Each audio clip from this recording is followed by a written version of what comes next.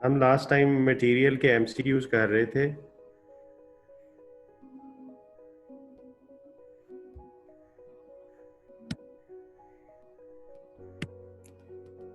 और हमने 84 number MCQ तक कर लिया था। आज हम सबसे पहले इन एमसीक्यूज को कंप्लीट करेंगे और फिर उसके बाद हम अगला टॉपिक स्टार्ट करेंगे। Question number 85, what is the reorder level in units to avoid inventory stock out. अब रीऑर्डर लेवल का फार्मूला जो है वो आपको पता है। Reorder level is equal to maximum usage multiplied by maximum lead time plus safety stock या buffer stock.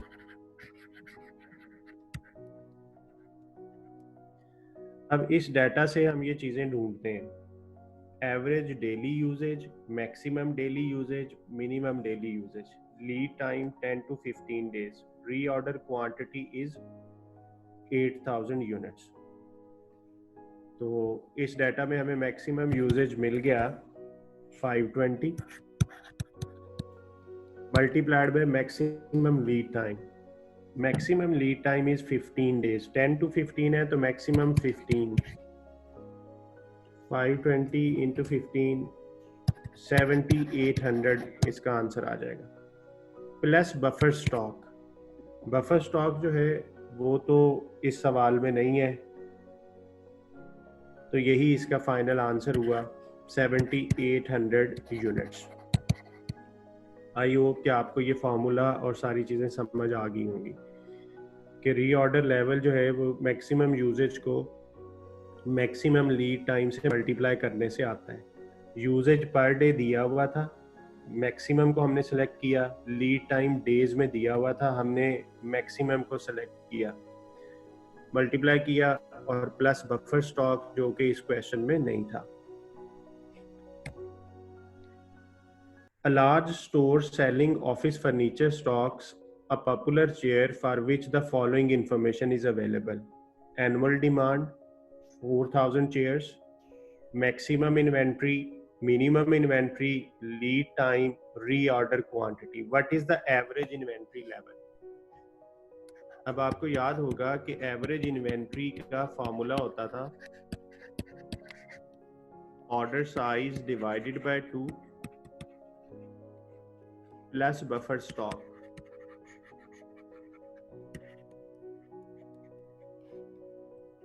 Order size is the reorder quantity. वो ये दिया हुआ है कि जब भी हम खरीदेंगे हम 100 चेयर्स खरीदेंगे plus buffer stock. Buffer stock वो स्टॉक होता है जो ऑर्गेनाइजेशन ने हर वक्त मेंटेन करना है in order to meet uncertain demands. अब अगर हम क्वेश्चन में देखें तो उसने हमें एनुअल डिमांड दिया हुआ है, मैक्सिमम इन्वेंट्री दी हुई है, मिनिमम इन्वेंट्री दी हुई है। तो ये जो मिनिमम इन्वेंट्री है ये वो इन्वेंट्री है जो हर वक्त हमारे पास मौजूद होगी, क्योंकि मिनिमम का मतलब क्या है कि कम से कम 20 चेयर होनी चाहिए। तो इट मींस ये 20 चेयर ही बफर स्टॉक है। तो ये कॉन्सेप्ट याद रखना है कि बफर स्टॉक जो है इसका दूसरा नाम जो है वो मिनिमम इन्वेंट्री भी हो सकता है। तो जब हम इसे सॉल्व करेंगे तो 50 ये बन जाएगा, 50 प्लस 20 तो 70 चेयर्स जो हैं वो आपकी एवरेज इन्वेंट्री होगी।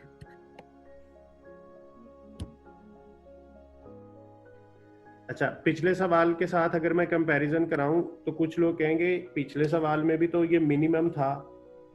ये जो मिनिमम है ये मिनिमम डेली यूजेज है, ये इन्वेंट्री नहीं है। यूजेज का मतलब है इस्तेमाल कितना होना है और इन्वेंट्री का मतलब है हमारे पास पड़ा कितना हुआ है। तो ये 85 क्वेश्चन में जो मिनिमम था this was the usage, minimum daily usage. और ये जो क्वेश्चन नंबर 86 में है दिस इज मिनिमम इन्वेंट्री। तो ये जी इस तरीके से आपका जो आंसर होगा वो बी ऑप्शन होगा। What is the economic batch quantity used to establish? कहता है जो EBQ मॉडल है वो क्यों इस्तेमाल किया जाता है। तो 4 ऑप्शंस हैं, optimum reorder quantity, optimum reorder level, maximum inventory, optimum quantity to be manufactured. जी मुझे इसका आंसर बताइएगा कि इसका क्या आंसर होगा 87 का। आपने ये EBQ मॉडल ऑलरेडी पढ़ा हुआ है।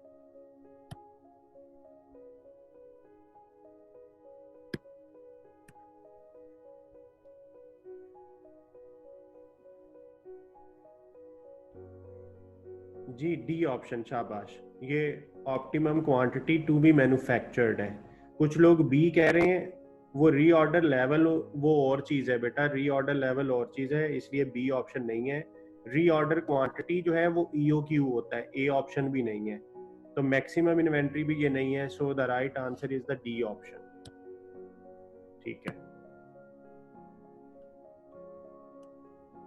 जिन लोगों ने गलत ऑप्शन दिया है वो बुक से एक दफ़ा EBQ पढ़िएगा, उसके पैराग्राफ में लिखा हुआ है कि ये मॉडल क्या बताता है, कहाँ यूज होता है।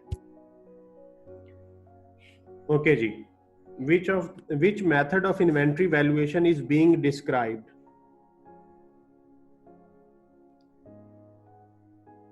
कहता है, अब ये जरा स्टेटमेंट्स ध्यान से सुननी है। Number 1, potentially out of date valuation on issues. Out of date valuation on issues. हमें पता है कि जब हमने इस सिनेरियो को पढ़ा तो इन्फ्लेशन वाला सिनेरियो डिस्कस किया था। अगर क्वेश्चन साइलेंट हो तो हम हमेशा इन्फ्लेशन सपोज करेंगे, और अगर क्वेश्चन में वो कहे कि प्राइसेस कम हो रही हैं तो फिर वो खुद बताएगा, अदरवाइज हमने इन्फ्लेशन वाला सिनेरियो लेना है। इन्फ्लेशन में होता ये था कि हमने जो फर्स्ट को चीज़ें बाय की हैं वो जो भी रेट था सपोज कर रहे हैं एट द रेट 2, उसके बाद हमने फिफ्थ को सपोज करते हैं परचेजेस की हैं तो उसका रेट 2 के अलावा कुछ होगा, 2 से ज़्यादा होगा, 3 होगा, इसी तरह इसके बाद जब खरीदेंगे तो उसका रेट हो सकता है 5 हो जाए। तो अब जो पहली ऑप्शन है potentially out of date valuation on issues. Issues का मतलब है जब हम चीज़ें बेचेंगे तो किस वैल्यूएशन में आउट ऑफ डेट वैल्यूएशन आएगी, फर्स्ट इन फर्स्ट आउट में या लास्ट इन फर्स्ट आउट में। लास्ट इन फर्स्ट आउट में होगा क्या कि हम आखिर पे जो खरीदा होगा ना पहले उसे बेचेंगे, इसका मतलब है ये तो मोस्ट रीसेंट इश्यूज आएगा, मोस्ट रीसेंट प्राइसेस। तो सबसे पुरानी जो प्राइसेस जिसमें आएंगी वो फर्स्ट इन फर्स्ट आउट होगा। So this is first in first out, potentially out of date valuation, यानी जो सबसे पुरानी प्राइस है वो इश्यूज के अंदर किस मेथड में रिफ्लेक्ट होगी, वो फर्स्ट इन फर्स्ट आउट होगा। यानी फर्स्ट इन फर्स्ट आउट में हम सबसे पहले इस 2 वाली चीज को बेच रहे होंगे। The valuation of inventory rarely reflects the actual purchase price of the material. कहते हैं जो वैल्यूएशन ऑफ इन्वेंट्री है वो रिफ्लेक्ट करेगी actual purchase price of the material, यानी किस मेथड में जो वैल्यूएशन ऑफ इन्वेंट्री है वो इस चीज को रिफ्लेक्ट करेगी। तो valuation of inventory first in first out में मोस्ट रीसेंट होगा, क्योंकि जो पुरानी चीजें हैं वो सेल कर चुके होंगे, वो इशू में चली गई। और जो लास्ट इन फर्स्ट आउट है उसमें मोस्ट रीसेंट इश्यूज में चली जाएंगी।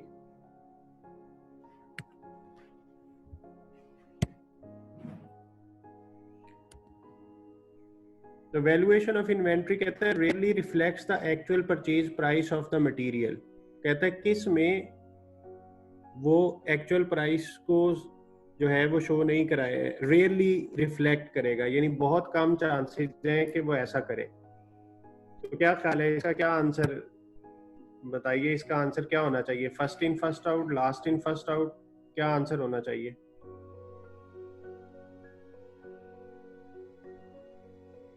अच्छा, कुछ लोग मुझे चैट में मैसेज कर रहे हैं, कुछ लोग क्वेश्चन आंसर में, तो मैं आप सब लोगों को कहूँगा कि आप मुझे क्वेश्चन आंसर में रिप्लाई करें, चैट में ना करें, क्योंकि मुझे दो चीज़ें एट ए टाइम पे देखना पड़ रही हैं। तो आप लोग मुझे Q&A में जाके सारे लोग रिप्लाई करें, ये चैट को छोड़ दें।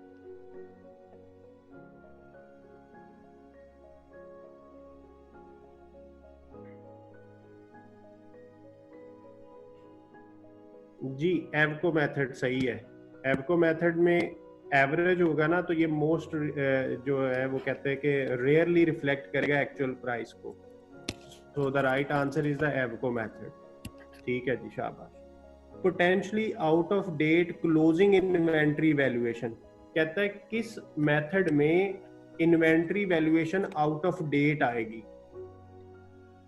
तो इसका क्या आंसर है, इसका गैस करें।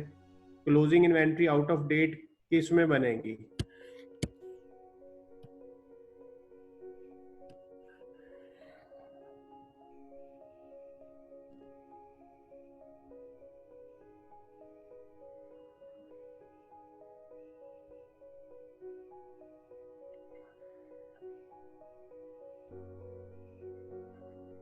देखें जो लाइफो मेथड है ना उसमें क्लोजिंग इन्वेंट्री में आपका जो आंसर बनेगा वो आउट ऑफ डेट ही है, सही है।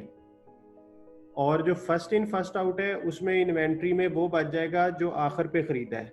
तो आउट ऑफ डेट वैल्यूएशन जो है वो बिल्कुल सही है, वो लाइफो में बनेगा क्योंकि लाइफो में आखिर वाली चीजें पहले बिक जाएंगी, पुरानी से पुरानी चीजें इन्वेंट्री में पड़ी रहेंगी। आप सवाल एक आपको करवाया था जिसमें लाइफो से भी किया था, एवको से भी, तो अगर आप उसको सामने रखें तो आप देखेंगे कि लाइफो में सबसे पुरानी चीजें इन्वेंट्री के अंदर अभी भी मौजूद है।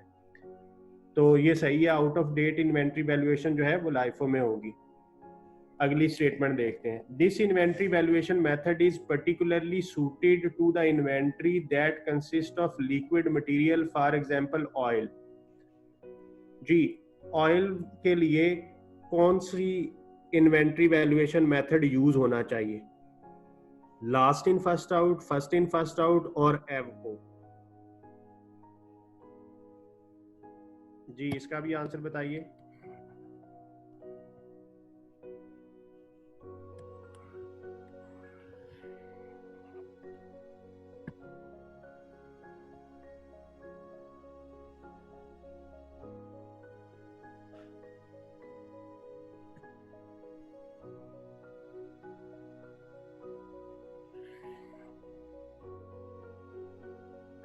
जी ऑयल कंपनीज जो है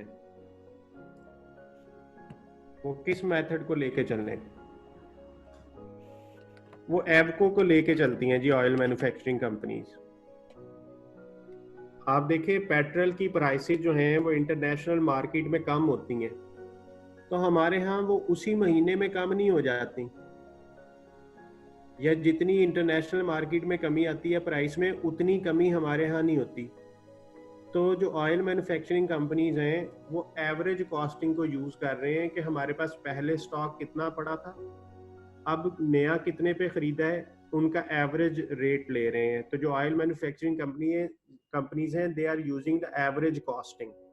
जैसे अभी लास्ट मंथ में इंटरनेशनल मार्केट में क्रूड ऑयल की कीमत जो है वो काफी लो चली गई, तो हमारे यहाँ तो उतना उतना रेट नहीं कम हुआ, रेट कम हुआ लेकिन उतना नहीं कम हुआ। क्यों? क्योंकि हमारे पास वो ऑयल अभी फिजिकली बहुत महीनों के बाद आना है जो हमने सस्ते वाला खरीदना है। तो हम हमारी जैसे ही पुराने स्टॉक के अंदर हमारी परचेजेस ऐड होती हैं, तो जो ऑयल मैन्युफैक्चरिंग कंपनीज हैं उनको एवरेज कॉस्टिंग सूट करता है, ना कि लास्ट इन फर्स्ट आउट या फर्स्ट इन फर्स्ट आउट। अच्छा जी, this inventory valuation method is particularly suited to the inventory that has a short shelf life, for example dairy products. कहता है जो डेयरी प्रोडक्ट्स हैं जैसे योगर्ट हो गया, इस तरह की जो प्रोडक्ट्स हैं जिनकी शॉर्ट शेल्फ लाइफ है, तो उनको कौन सा इन्वेंट्री वैल्यूएशन मेथड सूट करता है। जी बताइए कौन सा होगा। जी फर्स्ट इन फर्स्ट आउट, ठीक है, क्योंकि पहले जो आया हुआ है पहले उसे बेचा जाता है वरना चीजें एक्सपायर हो जाएंगी। शॉर्ट शेल्फ लाइफ जो है जैसे डेयरी प्रोडक्ट्स हैं, एग्स है, ब्रेड है, तो ये सारी चीजें जो है ये पहले जो आई होती हैं पहले वो सेल होती हैं। फर्स्ट इन फर्स्ट आउट वाला मेथड इन्हें सूट करता है। This inventory valuation method is suited to the wheat farmer who has large silos of grain is added to and taken from the top of these silos। जी तो इसका क्या ख्याल है, wheat में कौन सा सूट करेगा।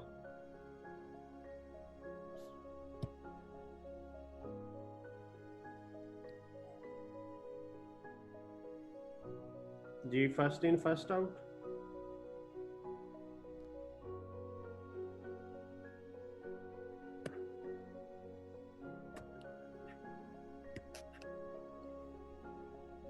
In times of rising prices, this method will give the higher profit. अच्छा जी, किस मेथड में हायर प्रॉफिट आएगा? अब आपको मैंने वो बताया हुआ है कि आपको कैसे पता चलेगा। आपने 3 चीजें देखनी होती हैं, कॉस्ट ऑफ सेल, इन्वेंट्री और प्रॉफिट। और आपके मेथड 3 है, फर्स्ट इन फर्स्ट आउट, एवको और लास्ट इन फर्स्ट आउट। और हमने कौन सा सिनेरियो कहना है? In case of rising prices, यानी जब प्राइसेस बढ़ेंगी तो फर्स्ट इन फर्स्ट आउट में कॉस्ट ऑफ सेल लो आएगी तो इसमें हाई आएगी। जब कॉस्ट ऑफ सेल लो है तो इन्वेंट्री हाई आएगी, और इसी तरह जब कॉस्ट ऑफ सेल लो है तो प्रॉफिट हाई आएगा, और यहाँ पे फिर प्रॉफिट और इन्वेंट्री लो होंगे। तो अब हमने बताना था कि किस मेथड में प्रॉफिट सबसे हाई आएगा जब कीमतें बढ़ रही हैं। In times of rising prices, this method will give the higher profit. So the highest profit is under first in first out. तो आप यहाँ पे टिक कर देंगे। तो अगर आपको ये टेबल बनाना आता है तो आप इस तरह के सवालों को कभी गलत नहीं करेंगे। In times of rising prices, this method will give the lower profit. सबसे कम प्रॉफिट किस में आएगा? तो वो जो है वो हमारा लास्ट इन फर्स्ट आउट जो है वो मेथड होगा।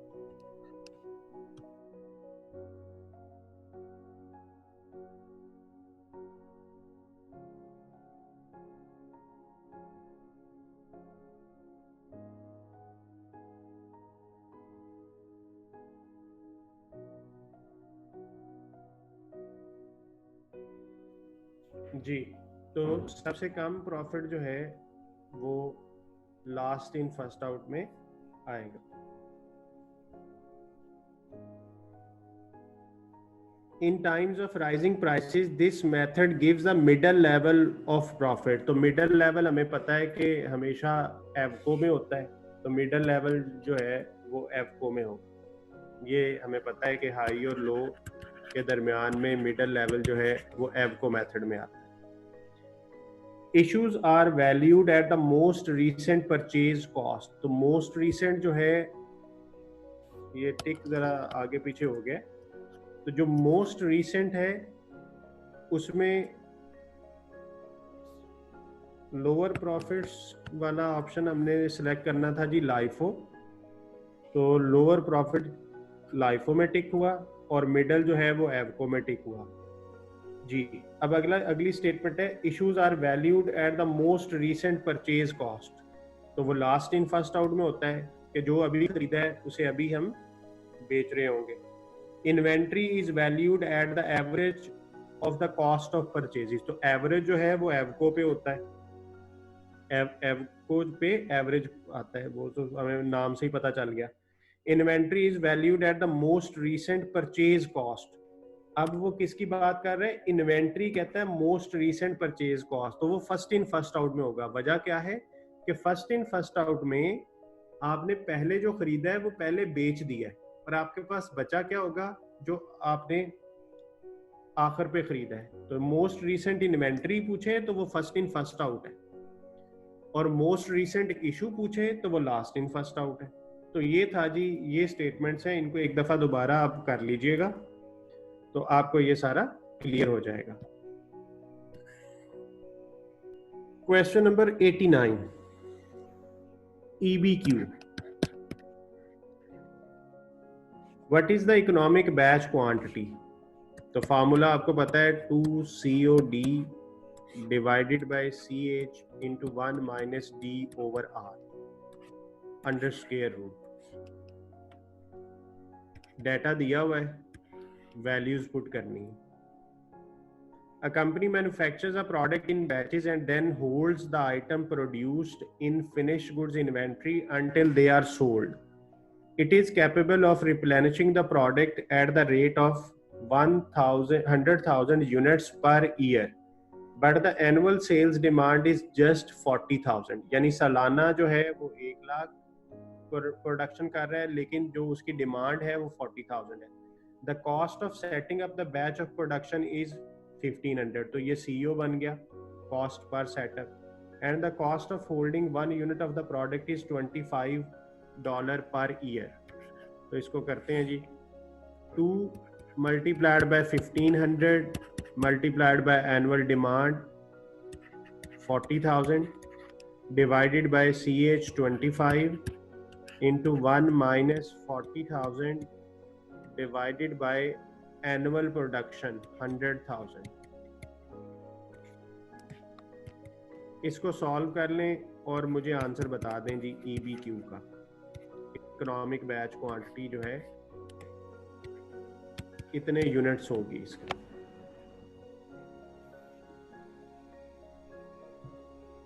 कैलकुलेटर से सॉल्व करके मुझे आंसर बता दीजिए.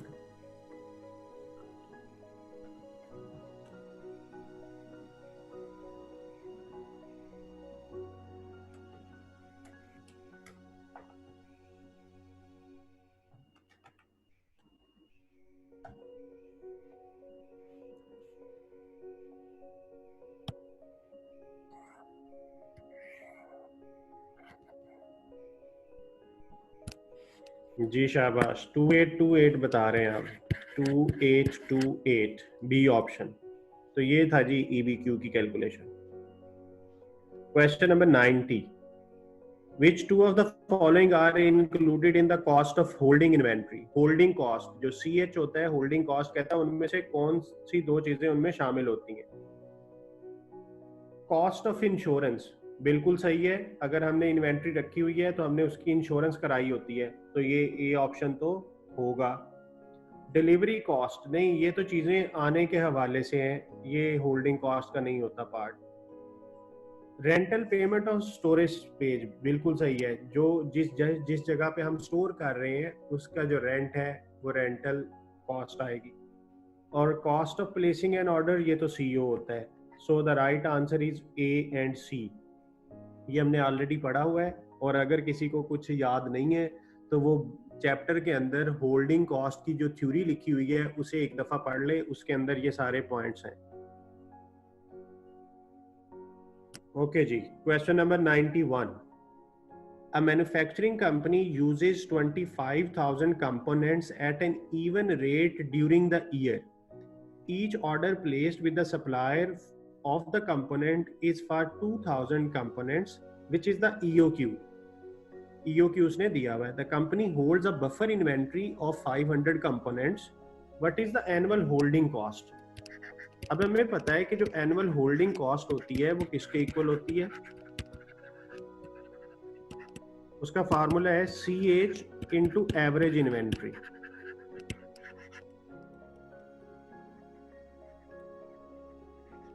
जो CH है वो उसने क्वेश्चन में दिया हुआ है कि 1 कंपोनेंट को होल्ड करने की कॉस्ट $2 है. एवरेज इन्वेंट्री हमें पता है ऑर्डर साइज डिवाइडेड बाय 2 होता है, तो ऑर्डर साइज EOQ है divided by 2 plus buffer stock.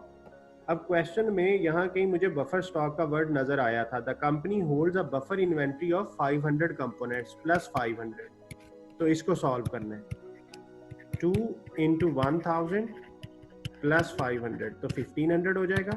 1500 into 2 3,000. This will be the annual holding cost. C answer.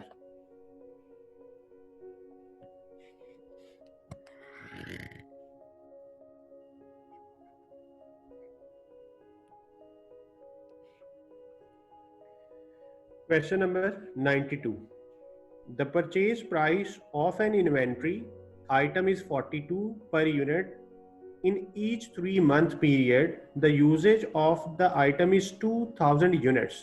The annual holding cost associated with 1 unit is 5% of its purchase price. The EOQ is 185. What is the cost of placing an order to the 2 decimal place? अच्छा, इस सवाल को आपने बड़े ध्यान से समझना है. देखें, EOQ हमें दे दिया हुआ है और हमें पता है EOQ होता है 2 into CO into D divided by CH under square root. EOQ का आंसर 185 है. और हमसे कहा है cost of placing an order, CO बताना है। एनुअल डिमांड, अब देखें यहां पे ट्रिक है, कहता है in each 3 month period the usages of an item is 2000 units. ये 3 माह का यूजेज है, तो साल का कितना होगा? मुझे चैट बॉक्स में बताइए कि एनुअल यूजेज कितना बनेगा। अगर 3 महीनों का यूजेज 2000 है तो एनुअल यूजेज कितना बनेगा?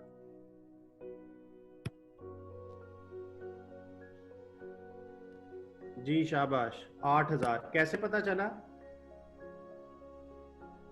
2000 था 3 माह का यूजेज, तो 3 से डिवाइड किया, मल्टीप्लाइड बाय 12 कर दिया, तो ये 8000 आ जाएगा। तो ये ट्रिक था जी इस सवाल में। अगर आपने ये 3 मंथ वाले वर्ड को एनुअल समझ लिया तो आपने इसे 2000 लिख देना है यहाँ, तो इसलिए वो गलत हो जाएगा। तो आपने क्वेश्चन देख लेना है कि ये यूजेज कितनी देर का बताया हुआ है, 3 मंथ का या साल का। तो 3 से डिवाइड किया और 12 से मल्टीप्लाई कर दिया, तो ये पर मंथ बना इतना पोर्शन, एक माह में इतना यूजेज, तो साल में 12 महीने होते हैं, ज़रा they divided by CH 5% of purchase price. Purchase price कितनी थी? 42, तो 42 का 5% ले लें, 2.1 बना। अब इसे सॉल्व करना है। अब इस तरफ स्क्वायर रूट है, अब इस स्क्वायर रूट को खत्म करना है, तो हमें पता है मैथ में पढ़ा था कि स्क्वायर रूट को खत्म करने के लिए स्क्वायर ले लो। तो इस चीज का स्क्वायर ले लिया, 2 multiplied by CO into 8000 divided by 2.1 और स्क्वायर। तो 185 का जो स्क्वायर होगा वो बनेगा 34,225, और इधर स्क्वायर रूट से स्क्वायर कैंसिल हो गया, तो ये बचा 16,000 इंटू CO डिवाइडेड बाय 2.1। तो जो CO आएगा वो क्या होगा? 2.1 multiplied by 34,225 divided by 16,000 will be equal to CO, cost of placing one order. इसको सॉल्व कर लें, तो CO का आंसर आ गया $4.492। अब हमने इसका जो आंसर बताना है वो क्या बताना है? What is the cost of placing an order to a 2 decimal place, यानी डेसिमल के बाद 2 डिजिट तक बताना है। तो हम आंसर इसका लिखेंगे $4.49। अगर आपने 4.492 लिख दिया तो भी नंबर नहीं मिलेंगे, 4.4 लिख दिया तो भी नंबर नहीं मिलेंगे, 4.50 लिख दिया तो भी नंबर नहीं मिलेंगे। तो राउंडिंग वहां करनी है जहां पे प्रॉपर राउंडिंग है, और डेसिमल के बाद उतने पॉइंट्स एंटर करने हैं जितने मेंशन है। मैंने आपसे एक टेस्ट भी लिया था, उसमें भी मैंने यही ट्रिक यूज किया था कि जो चीज कही जाती है सिर्फ उतना आंसर लिखें। तो उसने लिखा हुआ है कि आंसर 2 डेसिमल प्लेस तक बताएं। तो अब देखें ये एक ऐसा सवाल था जिसके अंदर EOQ उसने खुद से दे दिया था, तो ये सवाल ऑलमोस्ट सारे बच्चे कर सकते थे। लेकिन जो 2 कंफ्यूजन्स आती हैं वो मैं आपको दोबारा बता देता हूँ इस सवाल में। एक तो D एनुअल डिमांड, वो एनुअल डिमांड बनानी है, और फिर ये स्क्वायर रूट को कैसे खत्म करना है। तो स्क्वायर रूट में को खत्म करने के लिए हमें स्क्वायर लेना पड़ता है दोनों साइड्स का, तो वो दोनों साइड्स का स्क्वायर लिया, तो वो स्क्वायर रूट खत्म हो गया, और फिर ये एक सिंपल इक्वेशन बन गई, इसको सॉल्व कर लिया जी। इसका स्क्रीनशॉट ले लीजिएगा।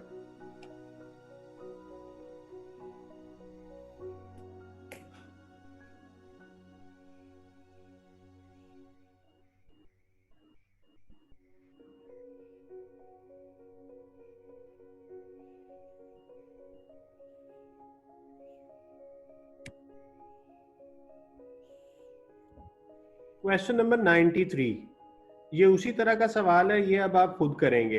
ट्रू और फॉल्स है, वही 3 इन्वेंट्री वैल्यूएशन मेथड्स के मुताबिक, तो ये आप आपने खुद करना है।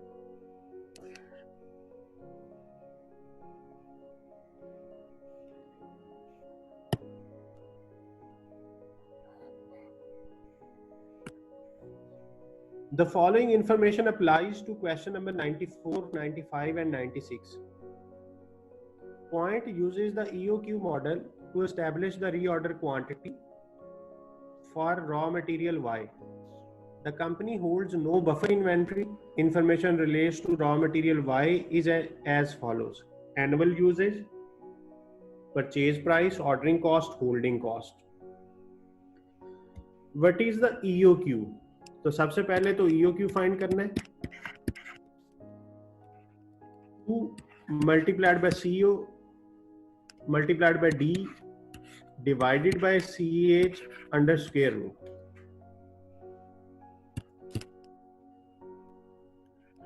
2 multiplied by CO 120 multiplied by D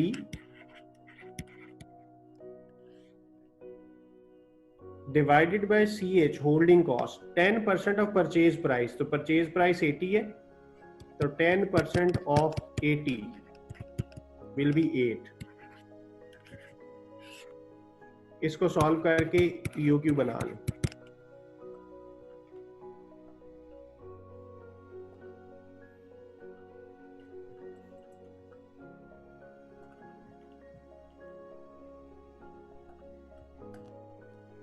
well बनते. तो ये EOQ का आंसर आ गया, सी ऑप्शन. 95 में क्या कहता है? What is the total cost of purchasing, ordering और होल्डिंग? तो एनुअल कॉस्ट बतानी है. एनुअल परचेजिंग कॉस्ट ये हमने पहले बहुत दफा किया हुआ है. इसका फार्मूला है, एक यूनिट कितने का है? तो 42 का है, सॉरी 80 का है. और एनुअली कितना खरीदना है? 48,000. तो एनुअल कॉस्ट बन जाएगी 3840,000. एनुअल होल्डिंग कॉस्ट, एक यूनिट को होल्ड करने पे कितना खर्चा आता है? CH 8 into average inventory, order size divided by 2. Order size is EOQ plus buffer stock. क्या क्वेश्चन के अंदर बफर स्टॉक है? The company holds no buffer inventory. तो ये कितना हो जाएगा? 600 इंटू 8 4800 ये हो गया. एनुअल होल्डिंग हो गई. तो उसके बाद आ गया एनुअल ऑर्डरिंग कॉस्ट. वैसे तो हमें पता है कि EOQ पे आंसर दोनों का बराबर होता है, लेकिन हम चेक कर लेते हैं. कॉस्ट पर order into number of orders. Numbers of order निकलेंगे annual demand divided by order size. Annual demand is 48,000, order size is 12. तो 40 ऑर्डर बनेंगे इनटू 120, तो 4800 ये हो गया. और इन तीनों का सम जो है वो टोटल कॉस्ट बन गई.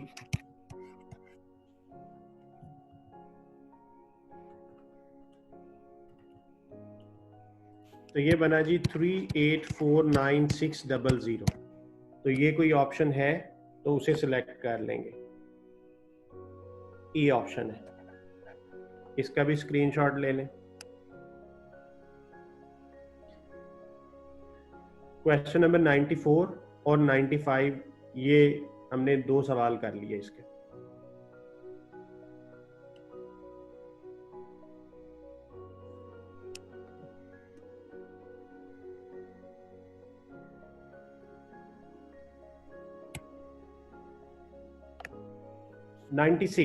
The supplier has offered point a discount of 1% on the purchase price. कहता है सप्लायर ने आपको डिस्काउंट दे दिया 1% का. कब डिस्काउंट दिया? If each order placed for 2000 units. अब देखें हमारा ऑर्डर साइज आया 1200. हम जब भी खरीदेंगे 1200 यूनिट खरीदेंगे, और उसने हमें एक लालच दिया है कि अगर आप 2000 यूनिट खरीदें तो मैं आपको 1% डिस्काउंट दूंगा. तो ये मैंने आपको तरीका इसका सिखाया हुआ है. अगर ये हमें डिस्काउंट देगा तो हमारी एनुअल परचेजिंग कॉस्ट क्या होगी?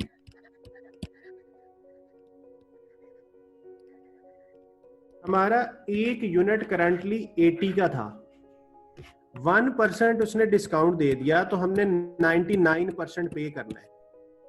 1% डिस्काउंट मिल गया तो हमें 99% पे करना है, और हमने एनुअली कितना खरीदना है, 48,000 यूनिट्स। तो इसको सॉल्व कर लेते हैं। ये बना 79.2 इंटू 48,000 यूनिट्स, तो ये बना जी 3801600। इतनी कॉस्ट आई आपकी annual purchasing cost. Then annual ordering cost, cost पर ऑर्डर जो कि है 120, शायद जी बिल्कुल 120 है। Cost per order is 120 into number of orders. Number of orders होते हैं annual demand divided by order size. Now the order size will be 2000 units. तो 48,000 को 2000 से डिवाइड किया, 24 ऑर्डर्स हुए इंटू 120, तो ये बना $2880। तो ये एनुअल ऑर्डरिंग कॉस्ट आ गई। अब annual purchasing cost, sorry purchasing नहीं, होल्डिंग कॉस्ट। परचेजिंग तो मैं ऑलरेडी लिख चुका हूं।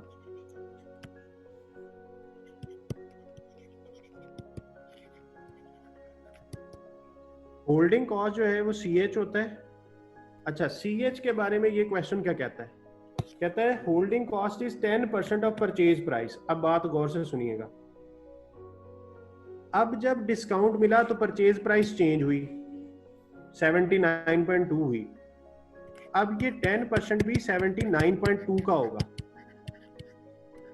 Into average inventory, order size divided by 2। तो 79.2 का 10% लेंगे तो वो बनेगा 7.92 इंटू 1000 हुआ तो 7920 आ।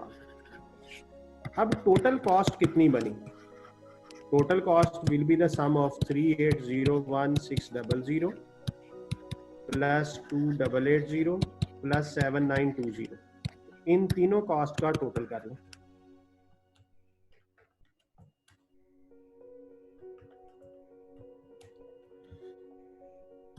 तो ये बना जी 3812400। अब हमें ये फैसला करना है कि डिस्काउंट लेना है या नहीं लेना। अगर हम लास्ट क्वेश्चन पे जाएं तो हमारी कॉस्ट आई थी, टोटल कॉस्ट 3849, और हमारी जो नई कॉस्ट आई है वो आई है 3812400। इसका मतलब है हमारी सेविंग्स हो रही हैं। तो सेविंग्स देखते हैं कितनी हो रही है।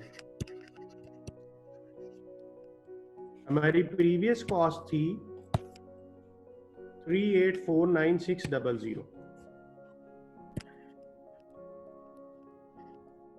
उसमें से ये लेस कर दें। कितने डॉलर की बचत हुई?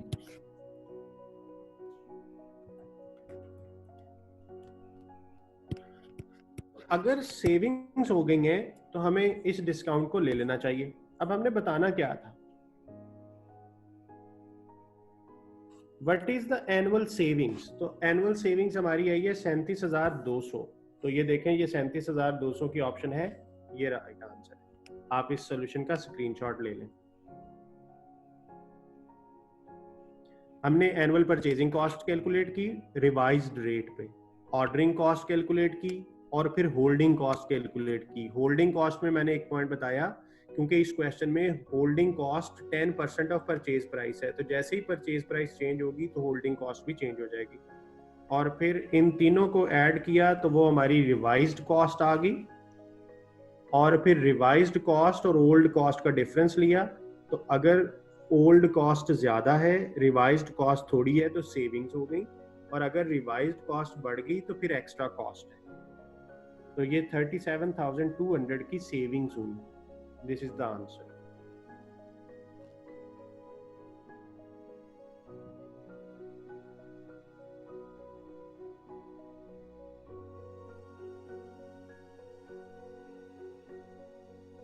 क्वेश्चन नंबर 97 आप खुद करेंगे, क्योंकि इसमें भी वो सेविंग्स निकालनी है, तो ये यही सवाल है, इसी का रिपीट क्वेश्चन है। 98 what is the production setup cost per batch, इसमें EBQ दे दिया है और CO फाइंड करना है। तो ये CO वाला क्वेश्चन भी मैंने आपको अभी करवाया लास्ट पेज पे, जहां पे स्क्वायर रूट खत्म करने के लिए स्क्वायर लिया था। तो ये 98 उसी का कॉपी क्वेश्चन है, 97 98 आप खुद से करेंगे। ओके, क्वेश्चन नंबर 99 देखते हैं। Which of the following is the correct chronological sequence for sales document. हमने सेल्स करनी है, तो कहता है क्रोनोलॉजिकल सीक्वेंस कौन सा होगा।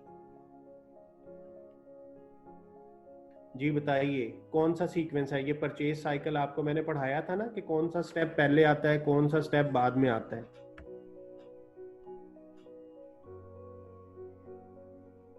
जी आंसर बताइए 99 का।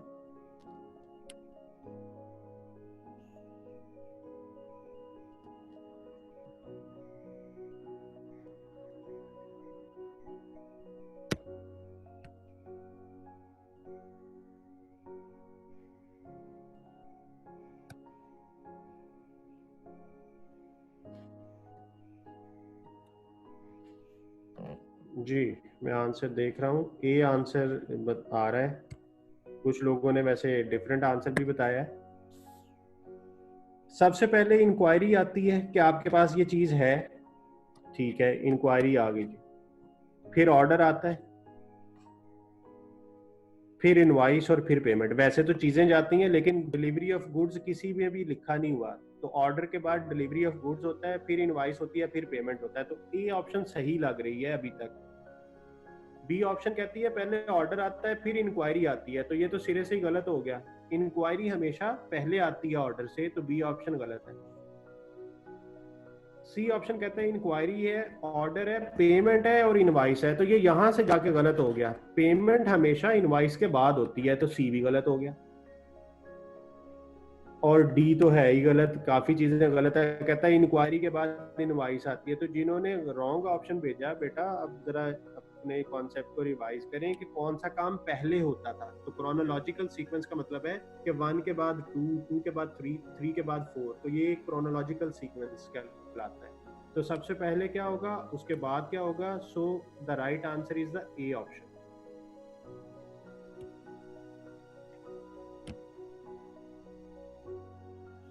जी 100 का भी बताइए जरा, क्वेश्चन नंबर 100 का। What is the which of the following is the correct chronological sequence of a purchase document. पर ए ऑप्शन कहता है जी परचेज ऑर्डर होता है, फिर उसके बाद इनवाइस आती है, फिर गुड्स रिसीव्ड नोट है। ऐसा नहीं होता, पहले चीजें आती हैं, फिर गुड्स रिसीव्ड नोट बनता है, फिर इनवाइस आती है। ये ए तो गलत हो गया। बी ऑप्शन कहता है पहले डिलीवरी नोट है, फिर गुड्स रिसीव नोट है, फिर परचेज ऑर्डर है, फिर इनवाइस है। नहीं, ऐसे कैसे हो गया कि डिलीवरी पहले होगी और परचेज ऑर्डर बाद में हुआ। ये गलत है। Purchase order, delivery note, goods receive note, invoice, हाँ ये सही लग रहा है कि परचेज ऑर्डर प्लेस हुआ, फिर डिलीवरी नोट आया यानी चीजें आई, फिर GRN बना, फिर इनवाइस आई। ये ठीक लग रहा है, लेकिन डी ऑप्शन भी देख लेते हैं। गुड्स रिसीव नोट, डिलीवरी, नहीं ये गलत हो गया सीक्वेंस। पहले डिलीवरी होती है गुड्स की, फिर GRN बनता है। तो ये सी इज द करेक्ट आंसर। तो जिन्होंने सी बताया है उनके लिए शाबाश, और जिन्होंने नहीं बताया उनके लिए भी शाबाश कि वो अब पढ़ लें। विच of the following describes a purchase order. Purchase order क्या होता है ये भी आप मुझे पढ़ के बताएं जरा, बाद में मैं डिस्कस करूंगा। पहले आप पढ़ें सुकून से कि परचेज ऑर्डर आप क्या समझते हैं। ए ऑप्शन होता है, बी ऑप्शन होता है, सी या डी।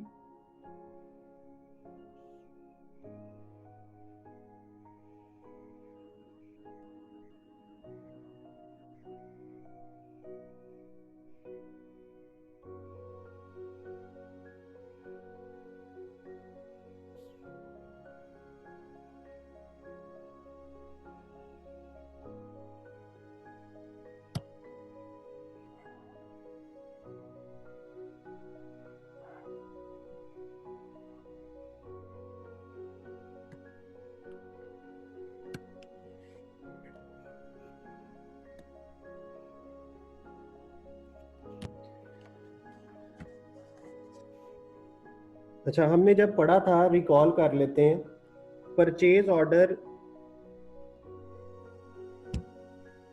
कौन बनाता था, किसे भेजता था? परचेज साइकिल एक डायग्राम बनाई थी मैंने। परचेजिंग डिपार्टमेंट बनाता है, सप्लायर को भेजता है और कहता है मुझे चीजें चाहिए। तो issued by purchasing department, send to supplier requesting materials. ये सही लग रहा है, बाकी भी देख लेते हैं। Issued by store department, send to purchasing. अच्छा, कहता है जी स्टोर वाला बनाता है, परचेजिंग को भेजता है, वो तो परचेज रेक्विजिशन होती है। ये जो बी ऑप्शन है, this is for purchase requisition, कि स्टोर डिपार्टमेंट बनाता है।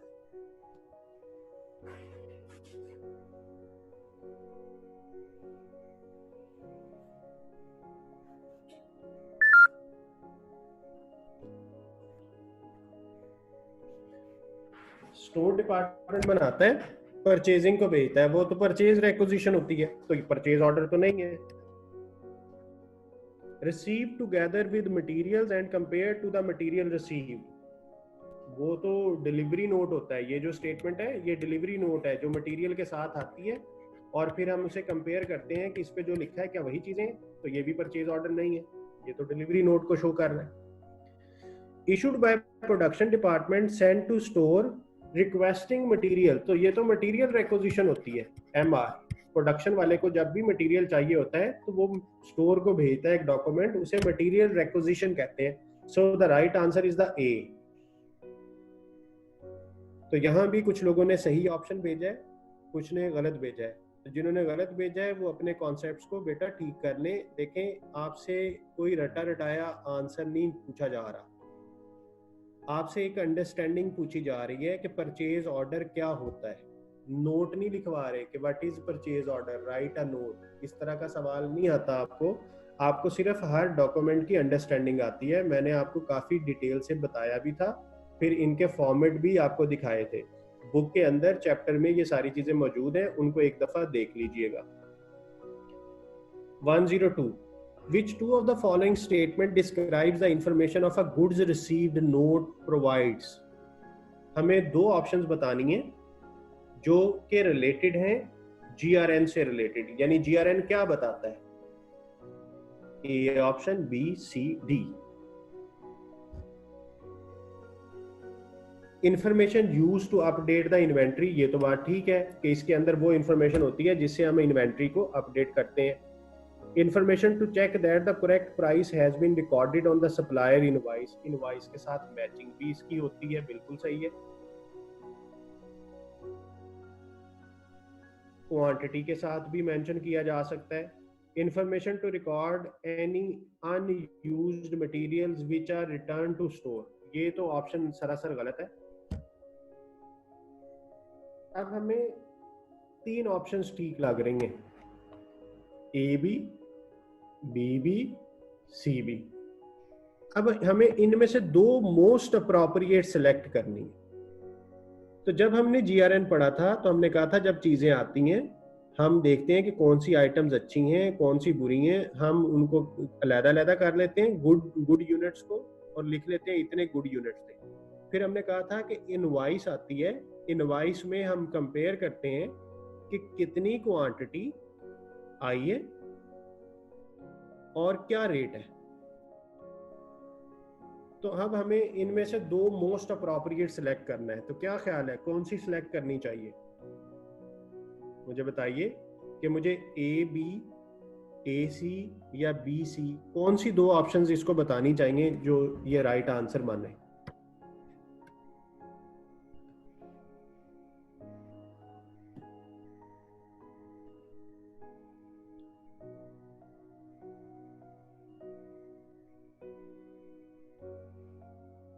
जी, बी और सी ज्यादा अप्रोप्रिएट है। वजह क्या है कि एक में प्राइस मेंशन है और एक जो है वो आपका क्वांटिटी और प्राइस दोनों चीजें मोस्ट इंपॉर्टेंट होती हैं इनवॉइस के साथ मैच करने के लिए। और जहां तक वो अपडेट वाले का चक्कर है, गुड्स रिसीव नोट से भी अपडेट होता है और आपको पता है मटेरियल रिटर्न नोट से भी अपडेट होता है इन्वेंट्री रिकॉर्ड जो है। तो बी एंड सी जो है वो इसका मोस्ट अप्रोप्रिएट आंसर।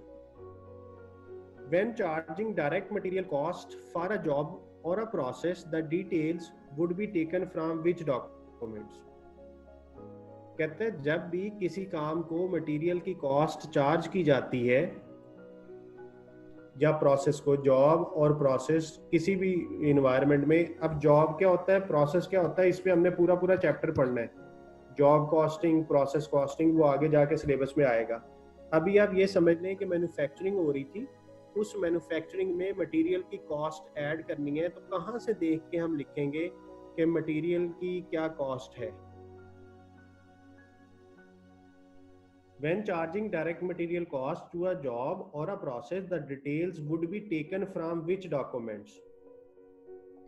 जब भी हमें मटेरियल चाहिए होता है ना, हम मटेरियल रेक्विजिशन भेजते हैं कि मुझे इस काम के लिए इतना मटेरियल चाहिए, तो हम मटेरियल रेक्विजिशन से देखेंगे कि हमें कितना मटेरियल हमने मंगवाया था स्टोर से।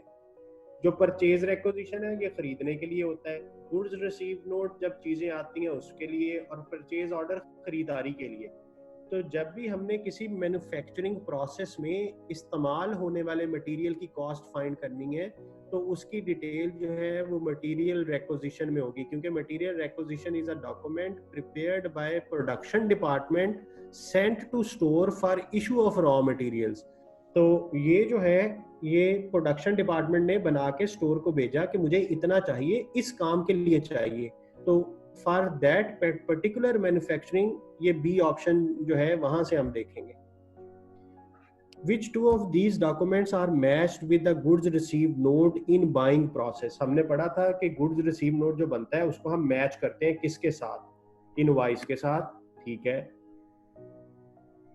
परचेज ऑर्डर के साथ भी बिल्कुल सही है, ये ए और बी आंसर होगा, इनके साथ मैच करते हैं। परचेज रेक्विजिशन के साथ या स्टोर रेक्विजिशन के साथ मैच नहीं किया जाता, ये इररेलेवेंट ऑप्शन है। जो गुड्स रिसीव नोट है उसे इनवॉइस के साथ मैच करते हैं, और ऑर्डर के साथ इसलिए मैच करते हैं कि जो हमने भेजा था वही आया है, कहीं कुछ और तो नहीं आ गया। तो ए एंड बी जो है वो इसका राइट आंसर होगा 104 का। Which of the following relates to management of raw materials? Which of the above would result from introduction of a buffer stock? अब ये जरा स्टेटमेंट ध्यान से देखिएगा, कहता है which of the above would result from the introduction of a buffer stock, यानी मेरे पास अगर बफर इन्वेंट्री आए, इंट्रोडक्शन का मतलब क्या होता है, ऐड होना, तो अगर बफर स्टॉक आता है तो क्या होगा, holding cost per unit of the inventory increase. नहीं, हमने पढ़ा था कि जो CH है ना वो पर यूनिट में कांस्टेंट होती है, तो पर यूनिट पे कोई फर्क नहीं पड़ेगा, हाँ टोटल में फर्क पड़ेगा, क्योंकि टोटल में कैसे फर्क पड़ेगा, ये मल्टीप्लाई होना होता है एवरेज इन्वेंट्री से, तो एवरेज इन्वेंट्री के अंदर बफर स्टॉक आएगा तो आंसर बढ़ेगा, तो टोटल कॉस्ट तो बढ़ेगी लेकिन पर यूनिट पे कोई फर्क नहीं पड़ेगा। द EOQ वुड डिक्रीज, क्या EOQ पे कोई फर्क पड़ेगा? अच्छा, EOQ का फॉर्मूला है 2 into CO into D divided by CH under square root. अब इस फॉर्मूला में क्या बफर स्टॉक कहीं है? नहीं, तो इसका मतलब है जब इस फॉर्मूला के अंदर बफर स्टॉक का कोई जिक्र ही नहीं है तो EOQ पे कैसे फर्क पड़ेगा? एवरेज इन्वेंट्री वुड इंक्रीज, ये बिल्कुल सही है, क्योंकि एवरेज इन्वेंट्री का फॉर्मूला हमने पढ़ा था कि एवरेज इन्वेंट्री इक्वल होती है order size divided by 2 plus buffer stock. तो यहाँ पे अगर बफर आ जाएगा तो एवरेज इन्वेंट्री का आंसर कुछ और होगा, और अगर बफर 0 होगा तो आंसर कुछ और होगा, तो एवरेज इन्वेंट्री पे तो फर्क पड़ेगा। Total ordering cost would decrease, तो टोटल ऑर्डरिंग कॉस्ट का भी इससे कोई ताल्लुक नहीं है, तो ये आंसर बनेगा कि जब बफर स्टॉक ऐड करेंगे तो सिर्फ और सिर्फ एवरेज इन्वेंट्री पे फर्क पड़ेगा, बाकी किसी चीज पे फर्क नहीं पड़ना।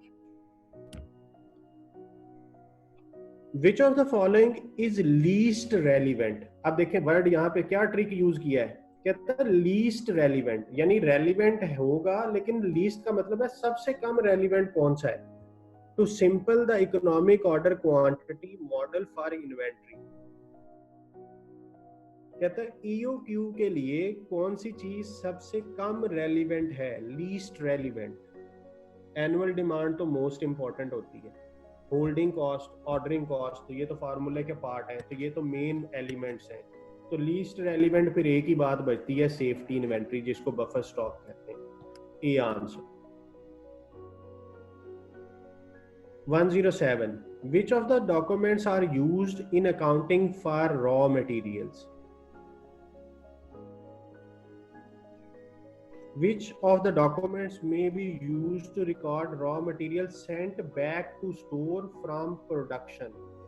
कहते हैं इनमें से कौन सा डॉक्यूमेंट है जो यूज किया जाता है raw material sent back to store from production. तो वो मटेरियल रिटर्न्ड नोट होता था, ये वाला। गुड्स रिसीव्ड नोट कुछ और है, मटेरियल रिक्विजिशन कुछ और है, डिलीवरी नोट कुछ और है। So the right answer is two only C option. जब भी मटेरियल प्रोडक्शन डिपार्टमेंट वापस भेजता है स्टोर को, तो उस डॉक्यूमेंट को कहते हैं material returned note. So the C option. Which of the following documents should be checked before a purchase invoice is paid? Purchase invoice पे करने से पहले कहता है क्या चेक किया जाता है? To confirm the price and the quantity are correct. Price जो है वो हम कहाँ से चेक करेंगे, क्वांटिटी कहाँ से चेक करेंगे? वैसे तो दोनों चीजें गुड्स रिसीव्ड नोट से चेक हो सकती हैं, लेकिन यहाँ पे एक ऐसी ऑप्शन नहीं है कि जिसमें दोनों GRN हो। तो क्वांटिटी तो डेफिनेटली गुड्स रिसीव्ड नोट से चेक होनी है। इसका मतलब है या आंसर सी बनेगा या डी बनेगा। इनवाइस हमारे पास आई है, परचेज इनवाइस को चेक करना है, तो उसको फिर परचेज ऑर्डर से चेक करेंगे। तो परचेज ऑर्डर से प्राइस चेक कर लेंगे और गुड्स रिसीव्ड नोट से क्वांटिटी चेक कर लेंगे। यानी जब हमने ऑर्डर भेजा था तो हमने उसके साथ एक रेट तय किया था, क्या ये रेट वही रेट है? तो वो परचेज ऑर्डर से वेरीफाई हो गया। और क्वांटिटी जो है वो हमने वेरीफाई की किससे? गुड्स रिसीव्ड नोट से। ठीक है जी।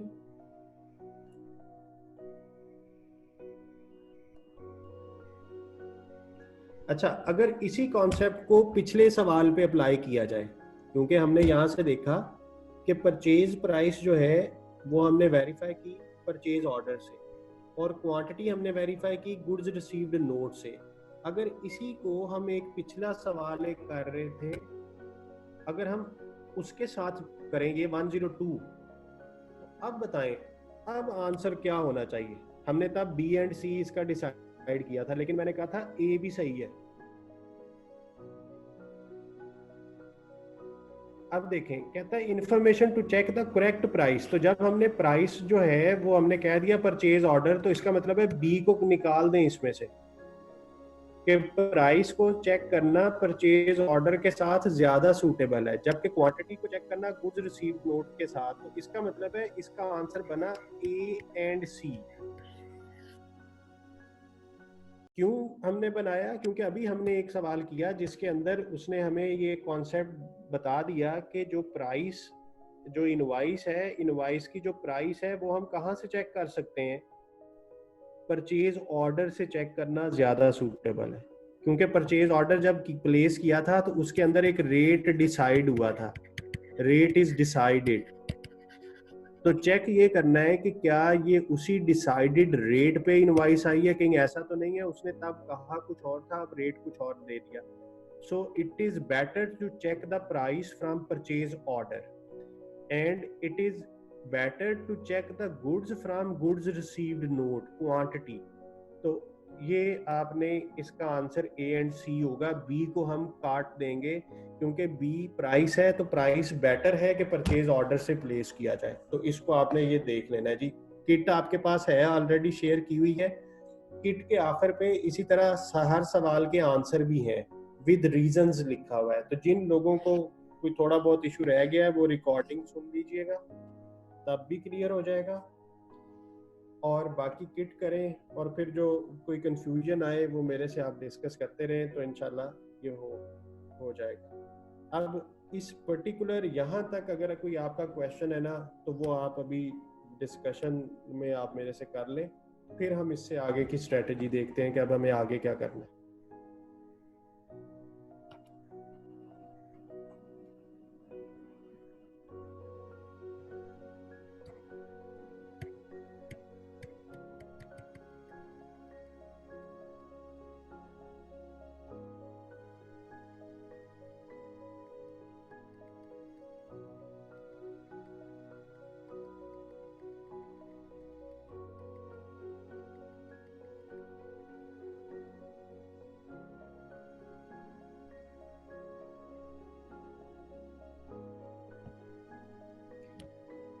अच्छा, एक क्वेश्चन है मोहम्मद हसन खान का, कहता है सर हमारी कंपनी में परचेज ऑर्डर में जॉब मेंशन होती है, तो आपकी कंपनी ना just in time inventory system को फॉलो कर रही होगी। Just in time inventory system एक ऐसा सिस्टम होता है जिसमें आप खरीदते ही तब है जब आपको चीज़ चाहिए होती है किसी मकसद के लिए। तो हो सकता है इसमें कोई हार्ड एंड फास्ट रूल नहीं है कि कभी भी उसके अंदर शामिल नहीं हो सकता। तो आपकी कंपनी सही प्रैक्टिस फॉलो कर रही है। वो मटेरियल मंगवाती ही तब होगी जब उसे कोई ऑर्डर आता है कि मुझे ये चीज़ चाहिए, वो पर्टिकुलरली उसी चीज़ के लिए आइटम मंगवाती है, तो इसलिए उसके अंदर ही जॉब मेंशन होता है, तो वो कोई इशू नहीं है, वो हो सकता है। Just in time inventory system है। जैसे ये गाड़ियां बनती हैं टोयोटा मोटर्स वगैरह, तो जब इनको गाड़ी का ऑर्डर प्लेस आता है, ये पैसे पहले ले लेते हैं, फिर आपको टाइम देते हैं कि 3 माह के बाद गाड़ी मिलेगी, तो आपसे पैसा लेके फिर आपके लिए रॉ मटेरियल खरीदा जाता है। तो ये जस्ट इन टाइम, तो वहां पे मेंशन होता है कि ये किस काम के लिए खरीद रहे हैं।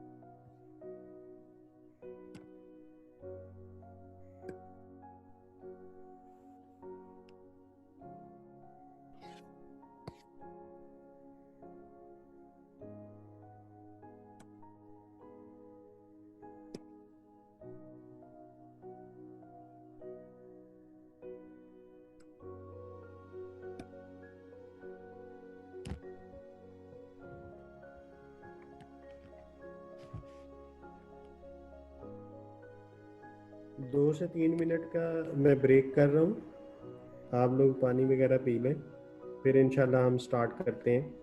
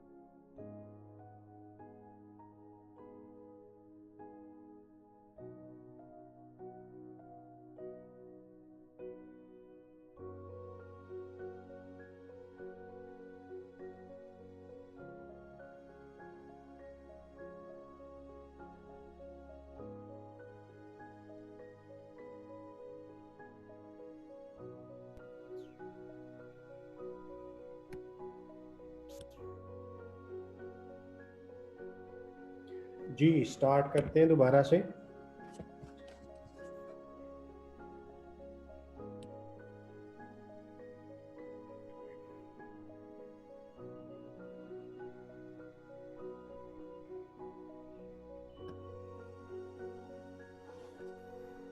अब हम जो टॉपिक पढ़ने जा रहे हैं वो टॉपिक है लेबर कॉस्ट।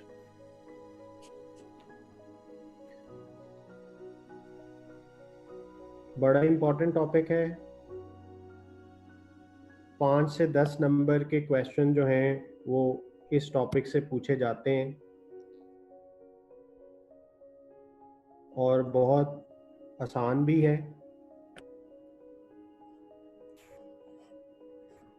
और प्रैक्टिकल तो डेफिनेटली है ही है।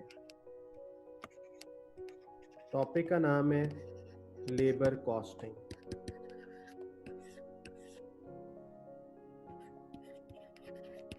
लेबर कॉस्ट भी कह सकते हैं, यानी हमने लेबर की कॉस्ट फाइंड करनी है इस टॉपिक में।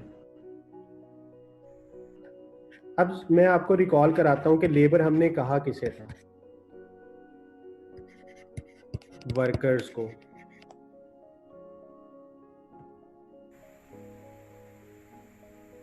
वर्कर्स कॉस्ट, इसको हमने लेबर कॉस्ट का नाम दिया था क्योंकि वर्कर तो लेबरर होता है, मजदूर।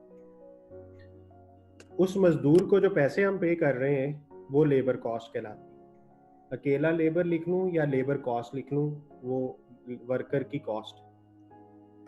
आपने दो वर्ड सुने होंगे, एक सैलरी और दूसरा वेजेस। जो सैलरी है वो फिक्स्ड अमाउंट होती है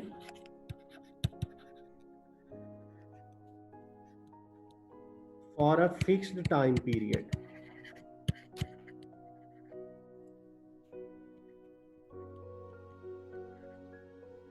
फॉर एग्जाम्पल मंथली, पाकिस्तान में जैसे है तो मंथली सैलरी एक फिक्स्ड अमाउंट तय कर ली जाती है। जब इंटरव्यू होता है तो एम्प्लॉय के साथ एक फिक्स्ड अमाउंट तय कर ली जाती है कि मंथली तुम्हें इतने पैसे देंगे, तो वो सैलरी कहलाता है। सैलरी नॉर्मली एग्जेक्टिव नेचर की जॉब को पे किया जाता है, यानी जो मजदूर हैं उनको वेजेस ही पे करते हैं। Wages is paid to lower class workers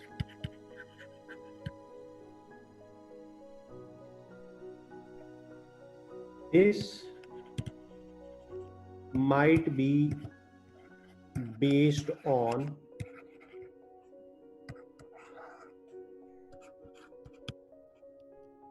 piecework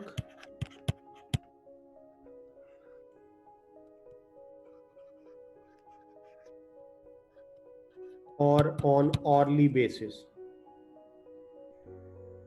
यानी वर्कर्स को दो तरीकों से पे किया जा सकता है, पीस वर्क की बेस पे या आर्ली बेसिस की बेस पे। पीस वर्क का मतलब है कि जितने पीसीज वो बनाएगा, यूनिट्स, वर्कर जितने पीसीज बनाएगा उस हिसाब से उसकी वेजेस बनेंगी। Wages under piece work system.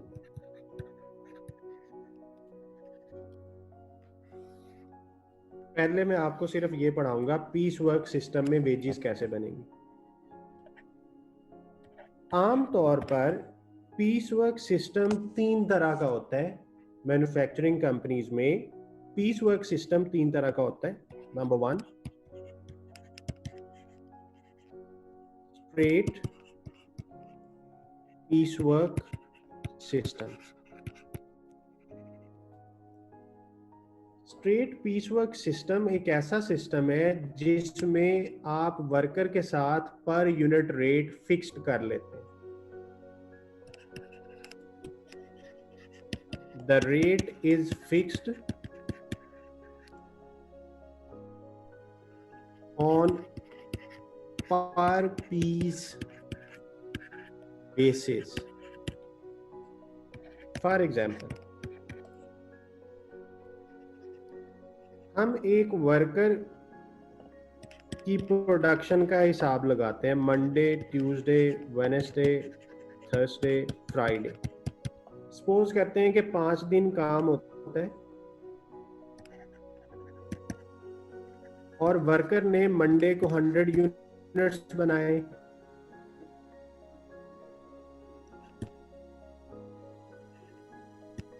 Production है एक वर्कर की, और हमने उसके साथ रेट तय कर लिया कि हम तुम्हें ना $10 देंगे पर यूनिट। तो उसके मंडे की जो वेजेस बनेंगी वो कैसे बनेंगी? Units multiplied by rate. तो मंडे का उसका 1000 बन जाएगा, ये 1500 हो जाएगा, 1200, 1300 एंड 1400। और अगर मैं इन सब को टोटल कर लूं तो ये उसकी टोटल वीकली वेजेस आ जाएंगी, यानी उसकी पूरे हफ्ते की जो मजदूरी है वो इतनी बनेगी। अब इस मेथड में देखें, मैंने रेट 10 ही रखा है, मैंने रेट फिक्स कर लिया, इसीलिए इसका नाम है स्ट्रेट पीस वर्क, यानी पर unit rate is fixed. The rate is fixed on पर पीस बेसिस, यानी जितने पीसेस वो बनाएगा पर पीस उसका रेट फिक्स है। तो हमने उसका रोज का रोज हिसाब कर लिया कि भाई हम तुम्हें इतने पैसे देंगे पर यूनिट बेसिस पे। तो जितने यूनिट उसने बनाए उसको हमने देख लिया, और फिर एट द एंड जो है हमने इन सब का टोटल कर लेना है, तो ये उसकी वीकली वेजेस आ गई। तो अगर हम वीकली वेजेस का टोटल करें तो वो कितना बनेगा?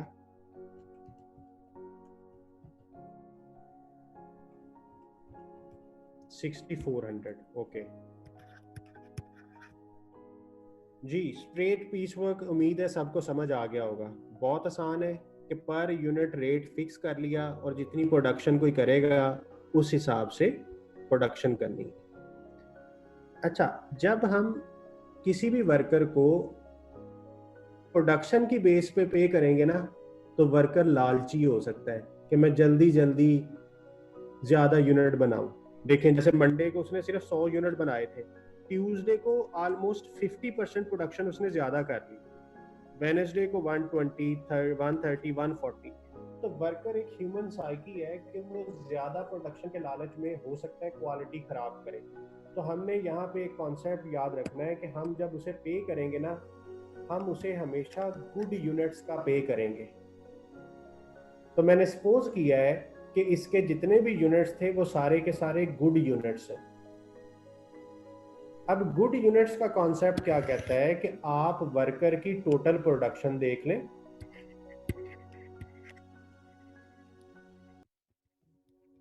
टोटल प्रोडक्शन कि उसने टोटल कितने यूनिट्स बनाए,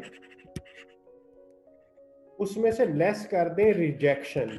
आप इंस्पेक्शन करें और इंस्पेक्शन करके रिजेक्ट कर दें कि कितने यूनिट उसने खराब बनाए। सपोज करें एक वर्कर कहता है कि मैंने ना 110 यूनिट बनाए, हमने इंस्पेक्शन की तो 10 यूनिट खराब निकल आए, तो गुड यूनिट कितने निकले? 100 यूनिट्स। तो हम उसे जब पे करेंगे तो हमने हमेशा गुड यूनिट्स की पेमेंट करनी, ये याद रखना। ये कैसे पता चलेगा? क्वेश्चन में बता देगा। जब भी कभी रिजेक्शन का कोई सिनेरियो होगा, क्वेश्चन में बताएगा कि इतने यूनिट्स इंस्पेक्शन के दौरान रिजेक्ट हो गए, तो रिजेक्टेड को हम पे नहीं करेंगे, हम सिर्फ पे करेंगे गुड यूनिट्स के लिए। अच्छा, अब मैं दोबारा वापस आता हूँ पीस वर्क सिस्टम पे। पहली चीज हमने पढ़ी straight piece work, second differential piece work,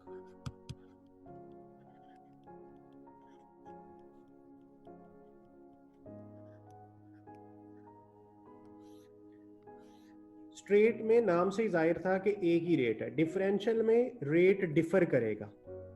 मैं आपके सामने सिनेरियो बनाता हूँ, यूनिट्स और रेट।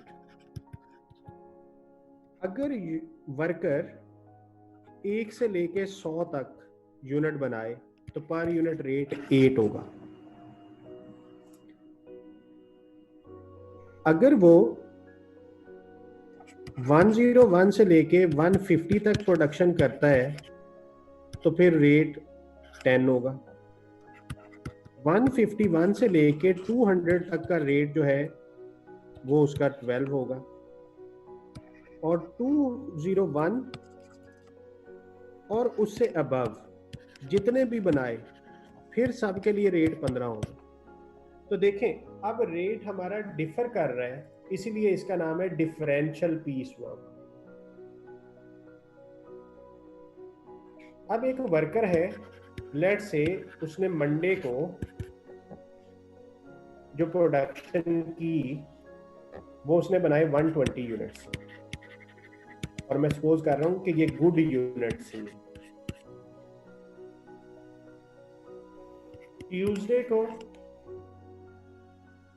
उसने 90 बनाए, वेडनेसडे को 155, थर्सडे को 200 और फ्राइडे को 220। ये उसने प्रोडक्शन की। अब हमें इस वर्कर की वेजेस बतानी है और मेथड है डिफरेंशियल। अब देखें जो मंडे है, मंडे वाले दिन की उसकी टोटल आउटपुट है 120 यूनिट्स की। जो पहले 100 यूनिट हैं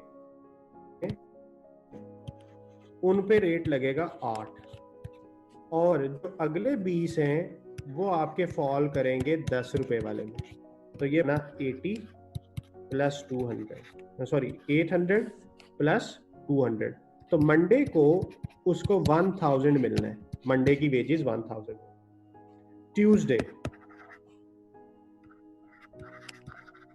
ट्यूसडे को इसने सिर्फ 90 बनाए हैं, तो 90 फॉल कर रहे हैं 8 पे, तो ट्यूसडे को इसको मिलेंगे जी 720।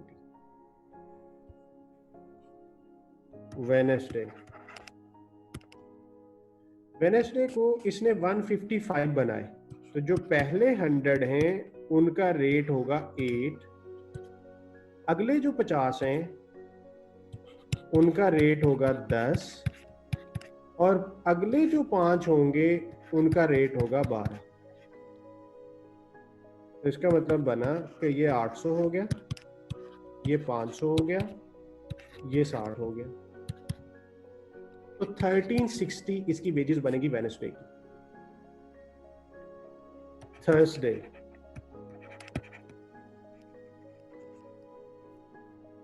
थर्सडे को उसने 200 यूनिट बनाए। अब 200 को इसी स्लैब के मुताबिक लेके चलना है, तो पहले 100 यूनिट हैं उनका रेट 8 होगा, जो अगले 50 हैं उनका रेट 10 होगा, तो ये 150 हो गया, और फिर अगले 50 हैं उनका रेट 12 होगा, तो 200 पूरा हो गया। 800, 500 और 600, 1900 इसकी थर्सडे की वेजेस बनेगी। फ्राइडे को इसने 220 बनाए हैं, तो अगेन उसी पैटर्न से चलेंगे, जो पहले 100 होंगे उनको 8 पे,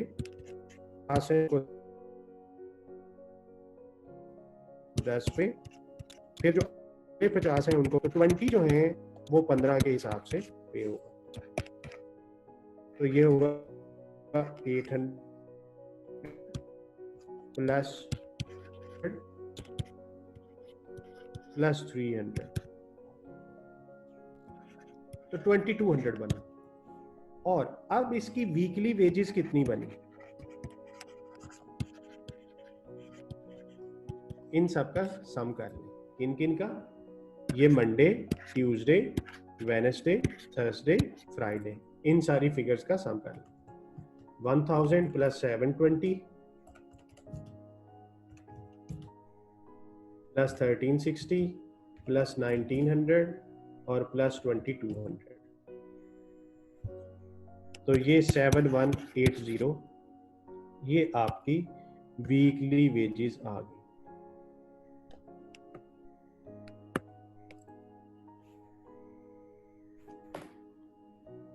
जी, जो भी टोटल आया है आप लिख लीजिएगा। अगर किसी का आंसर कुछ और है, जस्ट इनका टोटल करना है, मंडे की वेजेस का, ट्यूसडे की वेजेस का, Wednesday, Thursday and Friday. Repeat करता हूं, differential piece work, piece rate will differ. तो आपने करना क्या होगा, हर दिन की प्रोडक्शन को इसी पैटर्न से आपने करना है। जैसे 120 बनाए तो 120 के इतने पैसे, ट्यूसडे को सिर्फ 90 बनाए तो 90। अब देखें इसमें फायदा क्या हो रहा है वर्कर का। जो पिछला मेथड था उसमें वर्कर जितनी मर्जी जान मार ले, 100 बनाता है तो फिर भी पर यूनिट रेट 10 नहीं है, 150 बनाए तो फिर भी पर यूनिट रेट 10 नहीं है। तो जो पिछला मेथड था वो इंसेंटिव बेस्ड नहीं था, डिफरेंशियल में इंसेंटिव बेस्ड है। यानी वर्कर ज्यादा मेहनत करेगा तो ज्यादा पैसे मिलेंगे, थोड़ी मेहनत करेगा थोड़े पैसे मिलेंगे। तो उसको एक इंसेंटिव दिया जा रहा है। तो एक एमसीक्यू अक्सर ये भी पूछा जाता है, which of the following is a incentive based method. So incentive based method is a differential piece work system. जी, कॉन्सेप्ट पीस वर्क वाला जो सिस्टम है, कॉन्सेप्ट वही है कि यूनिट्स को रेट से मल्टीप्लाई करना है, लेकिन डिफरेंशियल में रेट वेरी करेगा और स्ट्रेट पीस वर्क में रेट वेरी नहीं करेगा, रेट वही रहेगा। जी, इसको स्क्रीनशॉट ले लीजिएगा। ये क्वेश्चन मैंने खुद से बनाया है, बुक में भी इसकी इलस्ट्रेशंस हैं, लेकिन अभी आपको बुक देखने की जरूरत नहीं। आप इसका स्क्रीनशॉट ले लें। ये डिफरेंशियल पीस वर्क सिस्टम, इसका ये क्वेश्चन था और इनका ये सॉल्यूशन है।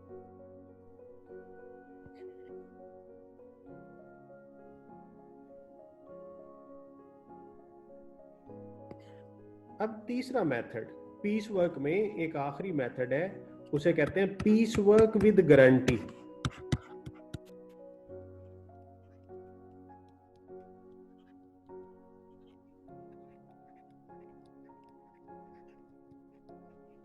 और गारंटीड पीस वर्क। अब इसके नाम से जाहिर है कि इसमें हमने उसे कोई गारंटी दे दी है। गारंटी का मतलब होता है मिनिमम पेमेंट इतनी होगी। अब मैं पहले इसका सिनेरियो बनाता हूं। मैं उसी तरह Monday, Tuesday, Wednesday, Thursday, Friday, good units 150, 120, 160, 180 और 140 रेट, 10 रेट लगाना है जी। स्ट्रेट पीस वर्क का सवाल बन गया। इसका मतलब है कि अगर यूनिट्स को रेट से मल्टीप्लाई करूं तो वेजेस बन जाएंगे। 1500 हो गया, 1200, 1600, 1800 और 1400। अब ये सेम टू सेम पहले वाला सिनेरियो मैंने बना लिया, स्ट्रेट पीस वर्क। अब मैं इसके अंदर गारंटी ऐड करने लगा हूं जी। मैंने वर्कर को गारंटी दे दी। मैंने कहा तुम्हें कम से कम 1500 रुपया रोज जरूर मिलेगा। यानी गारंटी क्या दी, 1500 पर डे।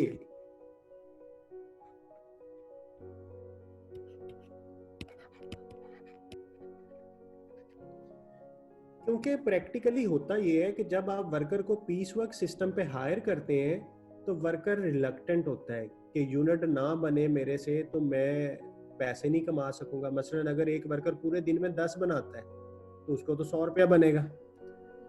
तो इसका मतलब है, हो सकता है कि कोई बंदा ये स्टेप लेने को तैयार ना हो, तो आपने उसे गारंटी दे दी कि तुम मेरे पास काम करो, मैं तुम्हें कम से कम 1500 जरूर दूंगा।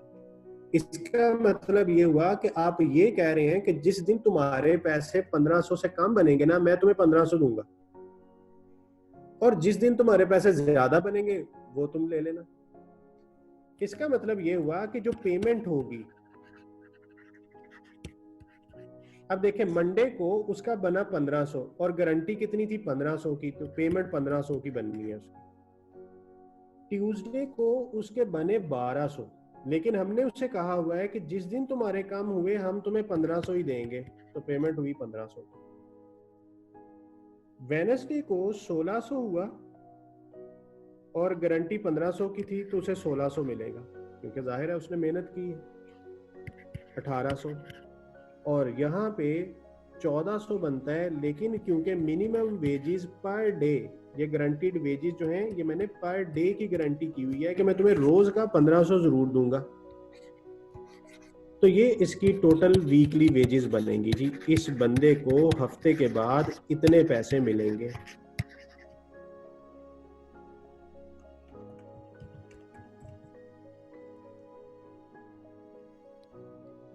तो ये जी गारंटीड का कॉन्सेप्ट आ गया कि आपने उसे गारंटी दी हुई थी कि भाई तुम बेफिक्र हो, तुम्हें इतने पैसे मिलेंगे। अब यहाँ पे एक ये भी क्वेश्चन अराइज होता है कि फिर तो बंदा काम ही ना करे, वो कहे जी ठीक है शाम को 1500 तो बन ही जाना है। तो ऐसा हो सकता है, प्रैक्टिकल लिमिटेशंस आती हैं, लेकिन जो बंदा रोज रूटीन में ऐसा करेगा कि फ्री बैठ के हर दफा पैसे लेता रहेगा, हम उसे एक वक्त आएगा कि हम उसे कहेंगे कि भाई अब तुम ना आना, हमें तुम्हारी जरूरत नहीं है। तो वो उस तरह के सारे एलिमेंट्स कंपनी कंसीडर कर रही होती है। लेकिन यहाँ पे हमने कोई डिसीजन नहीं लेना, हमने सिर्फ कॉस्ट कैलकुलेट करनी है कि इस सिनेरियो में लेबर की क्या कॉस्ट होगी। मैंने आपको लेबर की कॉस्ट में सबसे पहले ये कॉन्सेप्ट दिया कि वेजेस और सैलरीज में क्या फर्क है। सैलरी फिक्स्ड होती है मंथली एनुअली, वेजेस ये बेस कर रही होती है पीस वर्क पे और आर्ली बेस पे। तो सबसे पहले हमने पीस वर्क सिस्टम को देखा। पीस वर्क सिस्टम में सबसे पहला सिस्टम स्ट्रेट पीस वर्क, इसमें आपका पर यूनिट रेट चेंज नहीं होता। देन डिफरेंशियल पीस वर्क, इसमें आपका पर यूनिट रेट चेंज हो जाएगा, एक स्लैब दे दिया जाएगा कि इतने से इतने यूनिट तक का ये रेट है, इतने से इतने यूनिट्स का ये रेट है। हमने उसकी भी कैलकुलेशन की। और फिर तीसरी चीज पीस वर्क में मैंने पीस वर्क विद गारंटी बताई, तो इसे कहेंगे गारंटीड पीस वर्क। अच्छा, यहां पे मैंने गारंटी पर डे बताई थी, ठीक है। तो गारंटी जो है वो मैंने पर डे बताई हुई है। ये भी हो सकता था कि गारंटी मैं वीकली दे दूं। मैं इसी का एक दूसरा सिनेरियो बनाता हूं। लेट्स से कि हमने जो गारंटी दी थी $7,500 पर वीक, हमने उससे ये वादा कर लिया कि हम तुम्हें हर हफ्ते 7500 देंगे। अब इस सूरत में क्या होगा, आप इसका टोटल करें जो उसकी एक्चुअल वीकली वेजेस बनती हैं।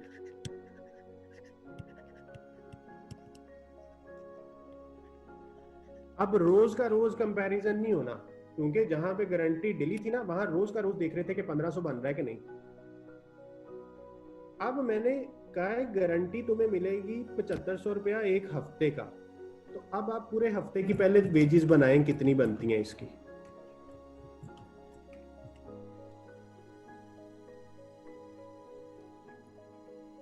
ये 7500 ही बन गया। तो इसका मतलब है गारंटी भी 7500 की थी, तो उसको 7500 की पेमेंट हो जाएगी। पेमेंट कितने की होगी,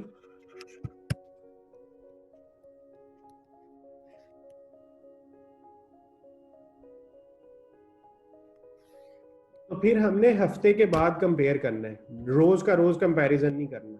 अगर क्वेश्चन को देख लें कि गारंटी पर डे है तो डेली बेसिस पे कंपैरिजन होगा, और अगर गारंटी पर वीक हुई तो वीकली बेसिस पे कंपैरिजन होगा। इस बात को याद रखना है। क्वेश्चन पढ़ेंगे उसके अंदर क्लियरली लिखा होता है कि गारंटी इज पर डे या guaranteed wages on weekly basis, तो वो आपको उसने सारा कुछ क्वेश्चन में क्लियर कट बताया होगा। तो ये जी पीस वर्क सिस्टम जो है, इसके अंदर हमारा जो कंक्लूजन है वो क्या हुआ, वो कंक्लूजन देख लें। वर्कर की जो वेजेस होंगी उसको हम नाम देंगे gross wages, will be equal to good units multiplied by per unit rate. अगर स्ट्रेट पीस वर्क है तो रेट चेंज नहीं होगा, और अगर डिफरेंशियल है तो वो स्लैब के अकॉर्डिंगली चेंज होगा। तो जो वेजेस का कॉन्सेप्ट बना वो ये बना कि जितने भी वर्कर के गुड यूनिट्स होंगे उसे आप पर यूनिट रेट से मल्टीप्लाई करेंगे तो वो वेजेस बन जाएंगी। बस ये एक छोटा सा पॉइंट है जिसे याद रखना है। बाकी स्ट्रेट पीस वर्क है तो वो रेट फिक्स्ड है, डिफरेंशियल है तो वो रेट वेरी करेगा, डाटा देख के ही पता चल जाएगा। अगर डाटा इस तरह का दे दे जैसे कि इस सवाल में था कि इतने से इतने तक का ये रेट है, इतने से इतने तक का ये रेट है, तो वो डिफरेंशियल पीस वर्क होगा। और अगर थ्रू आउट द डाटा एक ही रेट है तो वो स्ट्रेट है। और अगर क्वेश्चन में कहीं एक लाइन लिख दे कि there is a guarantee of this amount per day और पर वीक, तो फिर आपने उसे लेना। ठीक हो गया। तो ये है जी आपकी पीस वर्क सिस्टम का कॉन्सेप्ट। अब ऑरली बेस्ड सिस्टम को डिस्कस करते हैं। अगर आपको पीस वर्क सिस्टम समझ आ गया तो आपको ऑरली बेस्ड सिस्टम भी फौरन समझ आ जाएगा।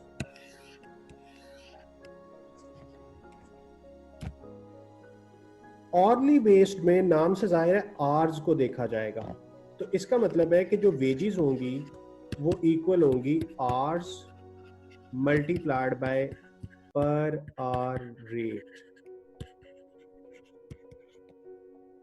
यानी पिछले सिनेरियो में हम पर पीस रेट तय करते थे कि हम तुम्हें पर यूनिट इतना पे करेंगे, अब हम उसे घंटों के हिसाब से पे करेंगे कि पर आर तुम्हें इतना पे करेंगे। इसका मतलब है कि जब आर्ली बेस्ड सिस्टम आया तो हमें वर्कर की टाइम शीट बनानी पड़ेगी। टाइम शीट का मतलब है कि उसने काम कहाँ कहाँ किया, कब वो आया और कब गया। जैसे ऑफिस में इन और आउट होता है कि आप कितने बजे आए और कितने बजे गए, तो ये in out.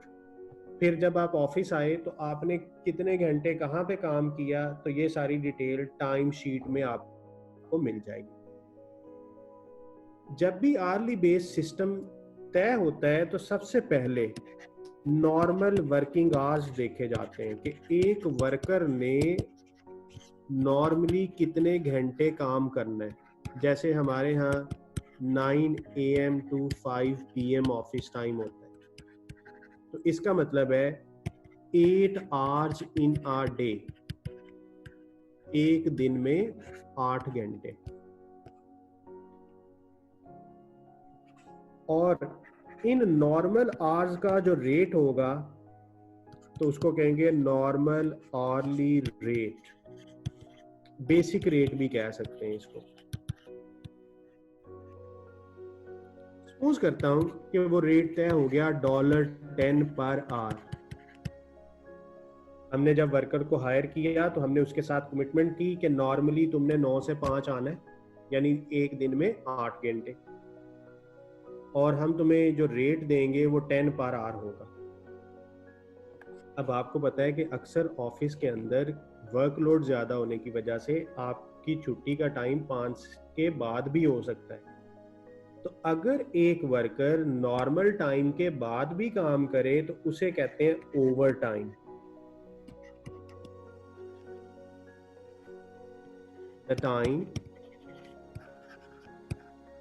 above normal working hours, वो ओवर टाइम होगा। ओवर टाइम का पता कैसे चलेगा? सपोज करते हैं कि एक वर्कर मंडे को आया, सुबह 9 बजे आके उसने अटेंडेंस लगाई और उसने चेकआउट किया 6 PM, तो इसका मतलब है 9 आवर्स बने उसके। ट्यूसडे को वो 9 to 5 8 आवर्स हो गए। वेडनेसडे को 9 to 7 ये 10 आवर्स हो जाएंगे। थर्सडे 9 to 8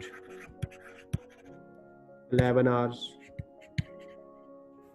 ये आज सबके साथ लिखेंगे। Friday 9 to 5। तो ये वर्कर की टाइम शीट से हमें पता चल गया कि इतने इतने घंटे इसने काम किए। तो ये उसके एक्चुअल आवर्स हैं। ये क्या है? ये उसके एक्चुअल आवर्स हैं। और उसके नॉर्मल आवर्स कितने थे डेली? 8 घंटे थे। हर रोज उसने 8 घंटे काम करना था। तो मंडे वाले दिन उसने ओवर टाइम किया 1 आवर का। ट्यूसडे को कोई ओवर टाइम नहीं है। वेडनेसडे को 2 आवर का ओवर टाइम है। देन 3 आवर्स का ओवर टाइम है। और फ्राइडे को कोई ओवर टाइम नहीं है। इस वर्कर के टोटल 6 आवर्स बने ओवर टाइम के in a week. Total overtime hours in a week. मैं सपोज कर रहा हूं कि वीकली बेसिस पे हम हिसाब करते हैं, जैसे मैंने पीस वर्क में भी वीकली बेसिस पे हिसाब किया। तो इस वर्कर के पूरे हफ्ते में 6 घंटे ओवर टाइम बना है। अब हमने जो रेट इसके साथ तय किया था वो 10 आवर था। ये रेट था इन 8 घंटों के लिए। क्या अगर तुम दिन में 8 घंटे काम करोगे तो हम तुम्हें 10 रुपए फी घंटा पे करेंगे। लेकिन अगर आपने कभी उसे ओवर टाइम करवाया तो ओवर टाइम का जो रेट होगा वो रेट कहलाएगा ओवर टाइम रेट।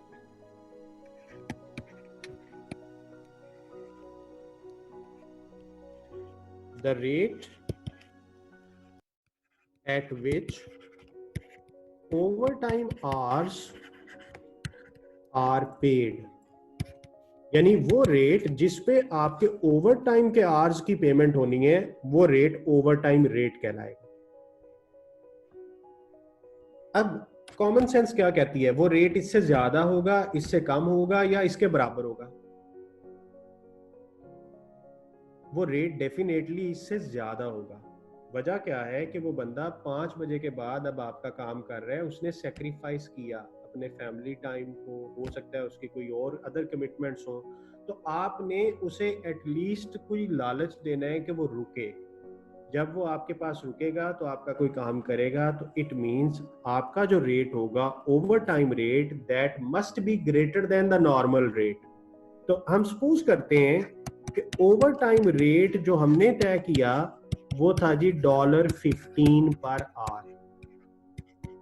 देखें वो 9 to 5 आता था तो उसका रेट $10 था। अब हमने 5 बजे के बाद का रेट $15 पर आवर कर दिया। इसका मतलब है कि जो ओवर टाइम रेट है वो इक्वल है basic rate plus premium rate. Premium का मतलब होता है एडिशनल। अब ओवर टाइम रेट हमने कहा जी $15 है पर आवर और बेसिक रेट 10 था, तो यहां से प्रीमियम पर आवर निकल आएगा। प्रीमियम कितना आ जाएगा? Premium per hour 5। यानी हम अपने वर्कर को ₹5 या $5 पर आवर एक्स्ट्रा दे रहे हैं अगर वो ओवर टाइम करता है। इसका मतलब है ये एक एक्स्ट्रा कॉस्ट है, तो इसको अवॉइड करना चाहिए। इसीलिए ऑर्गेनाइजेशंस में ओवर टाइम को अवॉइड किया जाता है। लेकिन जहां पे जरूरत पड़े तो वहां पे ओवर टाइम करवाया भी जाता है, तो फिर हम पर आवर एक्स्ट्रा दे रहे हैं। देखो अगर वही काम 1 घंटा वो कल आके करता तो $10 देने थे, लेकिन हमने वही काम आज करवाया तो हमने $15 पर आवर उसे पे किया। तो यहाँ पे हमें पता ये चला कि हमें सबसे पहले ऑर्ली बेस्ड सिस्टम में ये देखना होगा कि वर्कर ने नॉर्मल कितने घंटे काम करना था और उसने एक्चुअल कितने घंटे काम किया। तो सबसे पहले ओवर टाइम देखें कि बनता भी है कि नहीं। अगर वो नॉर्मल आवर्स के अंदर ही है तो उस पे नॉर्मल रेट लगेगा।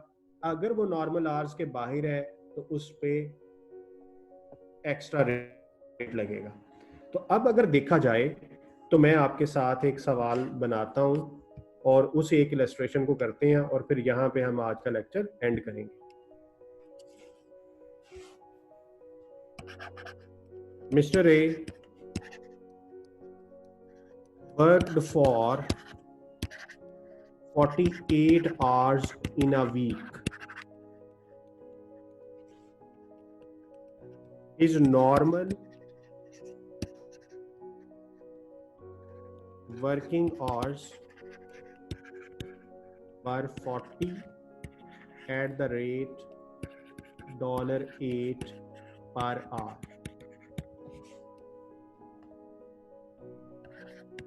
If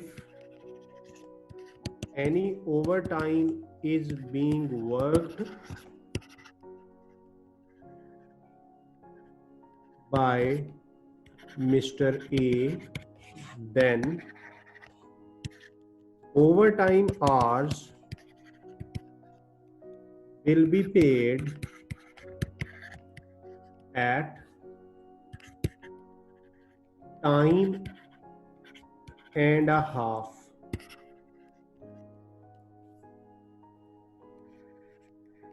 Calculate his weekly wages. ये रिक्वायरमेंट है। अब देखें, जब भी आर्ली बेस्ड क्वेश्चन आया तो आपने सबसे पहले नॉर्मल आवर्स ढूंढने हैं सवाल में कि कितने थे, 40 थे, और इनका रेट भी ढूंढ लेना है, वो 8 है। एक्चुअल आवर्स ढूंढने हैं, दूसरा काम क्या करना है, एक्चुअल आवर्स। तो उसने कहा कि ही वर्कड फॉर 48, यानी उसने काम किया, पास्ट टेंस है, वर्क 48 आवर्स। इट मींस 8 घंटे एक्स्ट्रा काम हुआ, तो ये जो है ये ओवर टाइम आवर्स बनेंगे जी।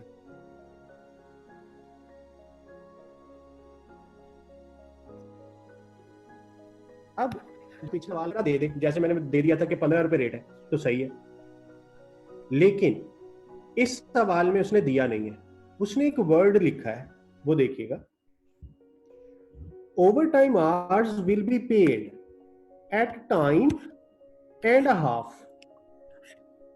टाइम का मतलब है बेसिक रेट, यानी ओवर टाइम बेसिक रेट पे होगा, एंड और यानी ये भी पे होगा और ये भी पे होगा, एंड अ हाफ, हाफ का मतलब है बेसिक का हाफ। इसका मतलब है कि बेसिक रेट तो 8 था, प्लस 8 का हाफ, तो 12 पे होगा जी, यानी 4 का प्रीमियम है और 8 उसको देना ही देना था। अब हमने इसकी वेजेस बनानी है। अगर हमें ये सारी चीजें मिल गई तो काम आसान हो गया। जो इसकी ग्रॉस वेजेस होंगी इस वर्कर की, वो इक्वल होंगी normal wages plus over time wages. दोनों का हिसाब लहदा रखना है। नॉर्मल वेजेस का मतलब है जो उसकी आम हालात में बननी थी, तो आम हालात में बननी थी normal hours into normal rate, ये उसकी नॉर्मल वेजेस है। ओवर टाइम वेजेस बननी है over time hours into over time rate, like with like, normal को नॉर्मल के रेट पे, ओवर टाइम को ओवर टाइम के रेट पे। अब आपके नॉर्मल आवर्स थे 40, तो 40 आवर्स को आप पे करेंगे एट द रेट 8 पे, ये बना 320। आपने 8 घंटे का ओवर टाइम किया और ओवर टाइम का रेट आप फाइंड कर चुके हैं 12,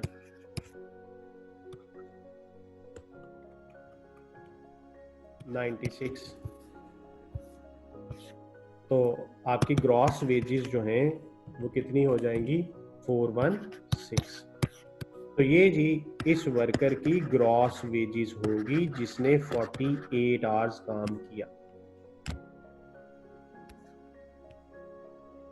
रिपीट कर देता हूं, mister A work for 48 hours in a week, his normal working hours were 40 at the rate of 8 per our. ये क्यों, क्योंकि मैंने बताया ये तय किया जाता है, जब वर्कर को आर्ली बेसिस पे रखा जाता है तो उसके साथ एक रेट तय होता है, नॉर्मल टाइम भी तय होता है, और फिर वो उससे एक्स्ट्रा जो काम करता है वो ओवर टाइम होता है, और ओवर टाइम का रेट डेफिनेटली नॉर्मल रेट से ज्यादा होता है। तो वो कितना होगा वो क्वेश्चन बता देगा। तो यहाँ पे मैंने लिखा टाइम एंड हाफ, और टाइम एंड हाफ को मैंने इंटरप्रेट करके दिखाया कि टाइम का मतलब है बेसिक रेट और हाफ का मतलब है बेसिक का हाफ। तो दोनों चीजें पे होंगी, बेसिक रेट भी पे होगा प्लस बेसिक का हाफ भी। तो ये जो बेसिक का हाफ है ये प्रीमियम ही है, जो मैं पहले आपको बता चुका हूँ। तो जो आपके नॉर्मल आवर्स बनेंगे उनको आप नॉर्मल रेट पे करोगे, और जो ओवर टाइम के आवर्स होंगे उन पे रेट ओवर टाइम वाला लगेगा। अगर वो रेट स्ट्रेट फॉरवर्ड सवाल में दे दे तो फिर तो मसला ही कोई नहीं है, फिर आपको ये छोटी सी कैलकुलेशन नहीं करनी। और अगर वो ना दे तो हमें क्वेश्चन के डाटा से उसे ओवर टाइम का रेट बना लेना है। तो हमने नॉर्मल आवर्स को, यानी अगर वो ओवर टाइम ना करता तो उसकी वेजेस 320 बननी थी, लेकिन उसने इसी हफ्ते में 8 घंटे ओवर टाइम भी किया है, तो फिर उसका रेट 96 है। तो टोटल उसकी 416 की पेमेंट हुई। जी, हमने लेबर का चैप्टर स्टार्ट किया। लेबर के चैप्टर में हमने सबसे पहले ये पढ़ा कि सैलरी क्या चीज़ है, वेजेस क्या चीज़ है। वेजेस को हमने कैलकुलेट करना सीखा, पीस वर्क सिस्टम, उसमें 3 मेथड आए, स्ट्रेट पीस वर्क, डिफरेंशियल और पीस वर्क विद गारंटी। फिर हमने ऑर्ली बेस सिस्टम को स्टार्ट किया, और ऑर्ली बेस सिस्टम में हमने ये देखा कि नॉर्मल वर्किंग आवर्स होने चाहिए हमारे पास, देन हमारे पास उनका नॉर्मल रेट होना चाहिए, उसके बाद ओवर टाइम आवर्स का पता होना चाहिए और ओवर टाइम रेट का। तो इतना काम आपने कल तक करके आना है, फिर इससे ऑनवर्ड हम आगे स्टार्ट करेंगे। मैं अब आपके क्वेश्चंस को एक दफा देखता हूँ।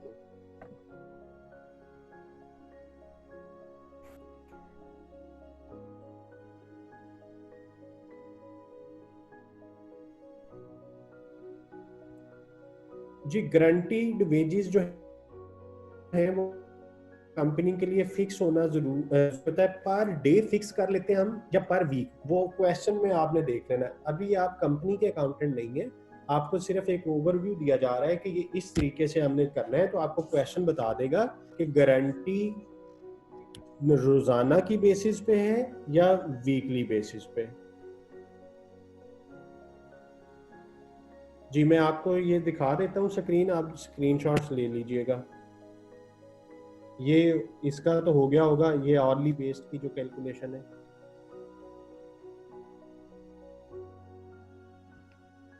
उसके बाद ये एक कैलकुलेशन बनती है,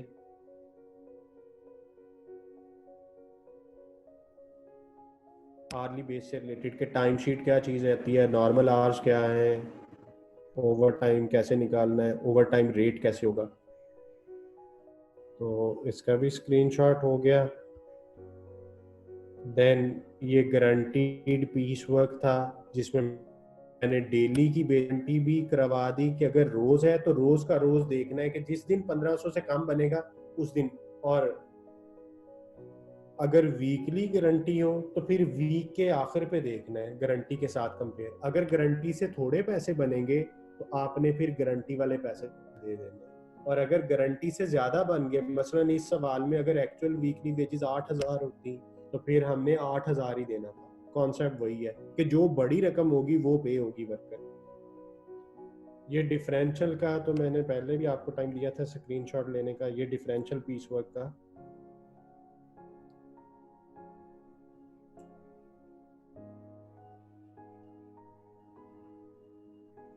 और ये स्ट्रेट पीस वर्क।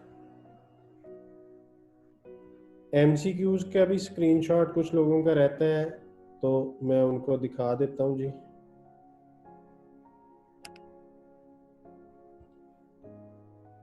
ये लास्ट पेज है, पेज नंबर 11।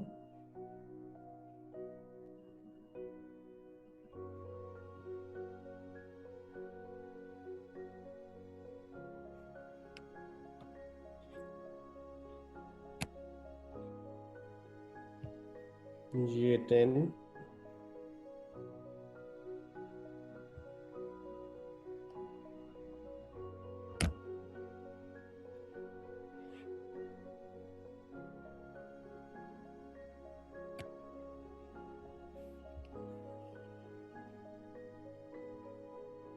ये पेज नंबर 9।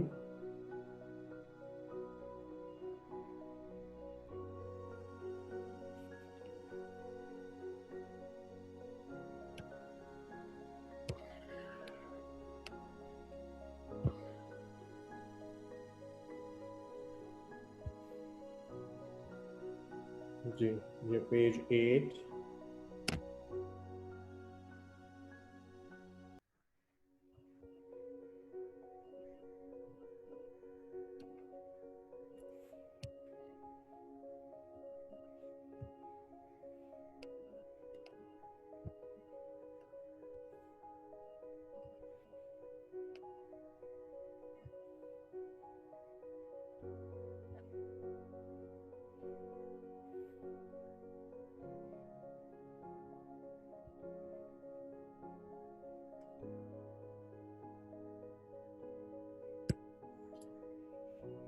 जी, होप सो कि आपने सारे स्क्रीनशॉट ले लिए होंगे।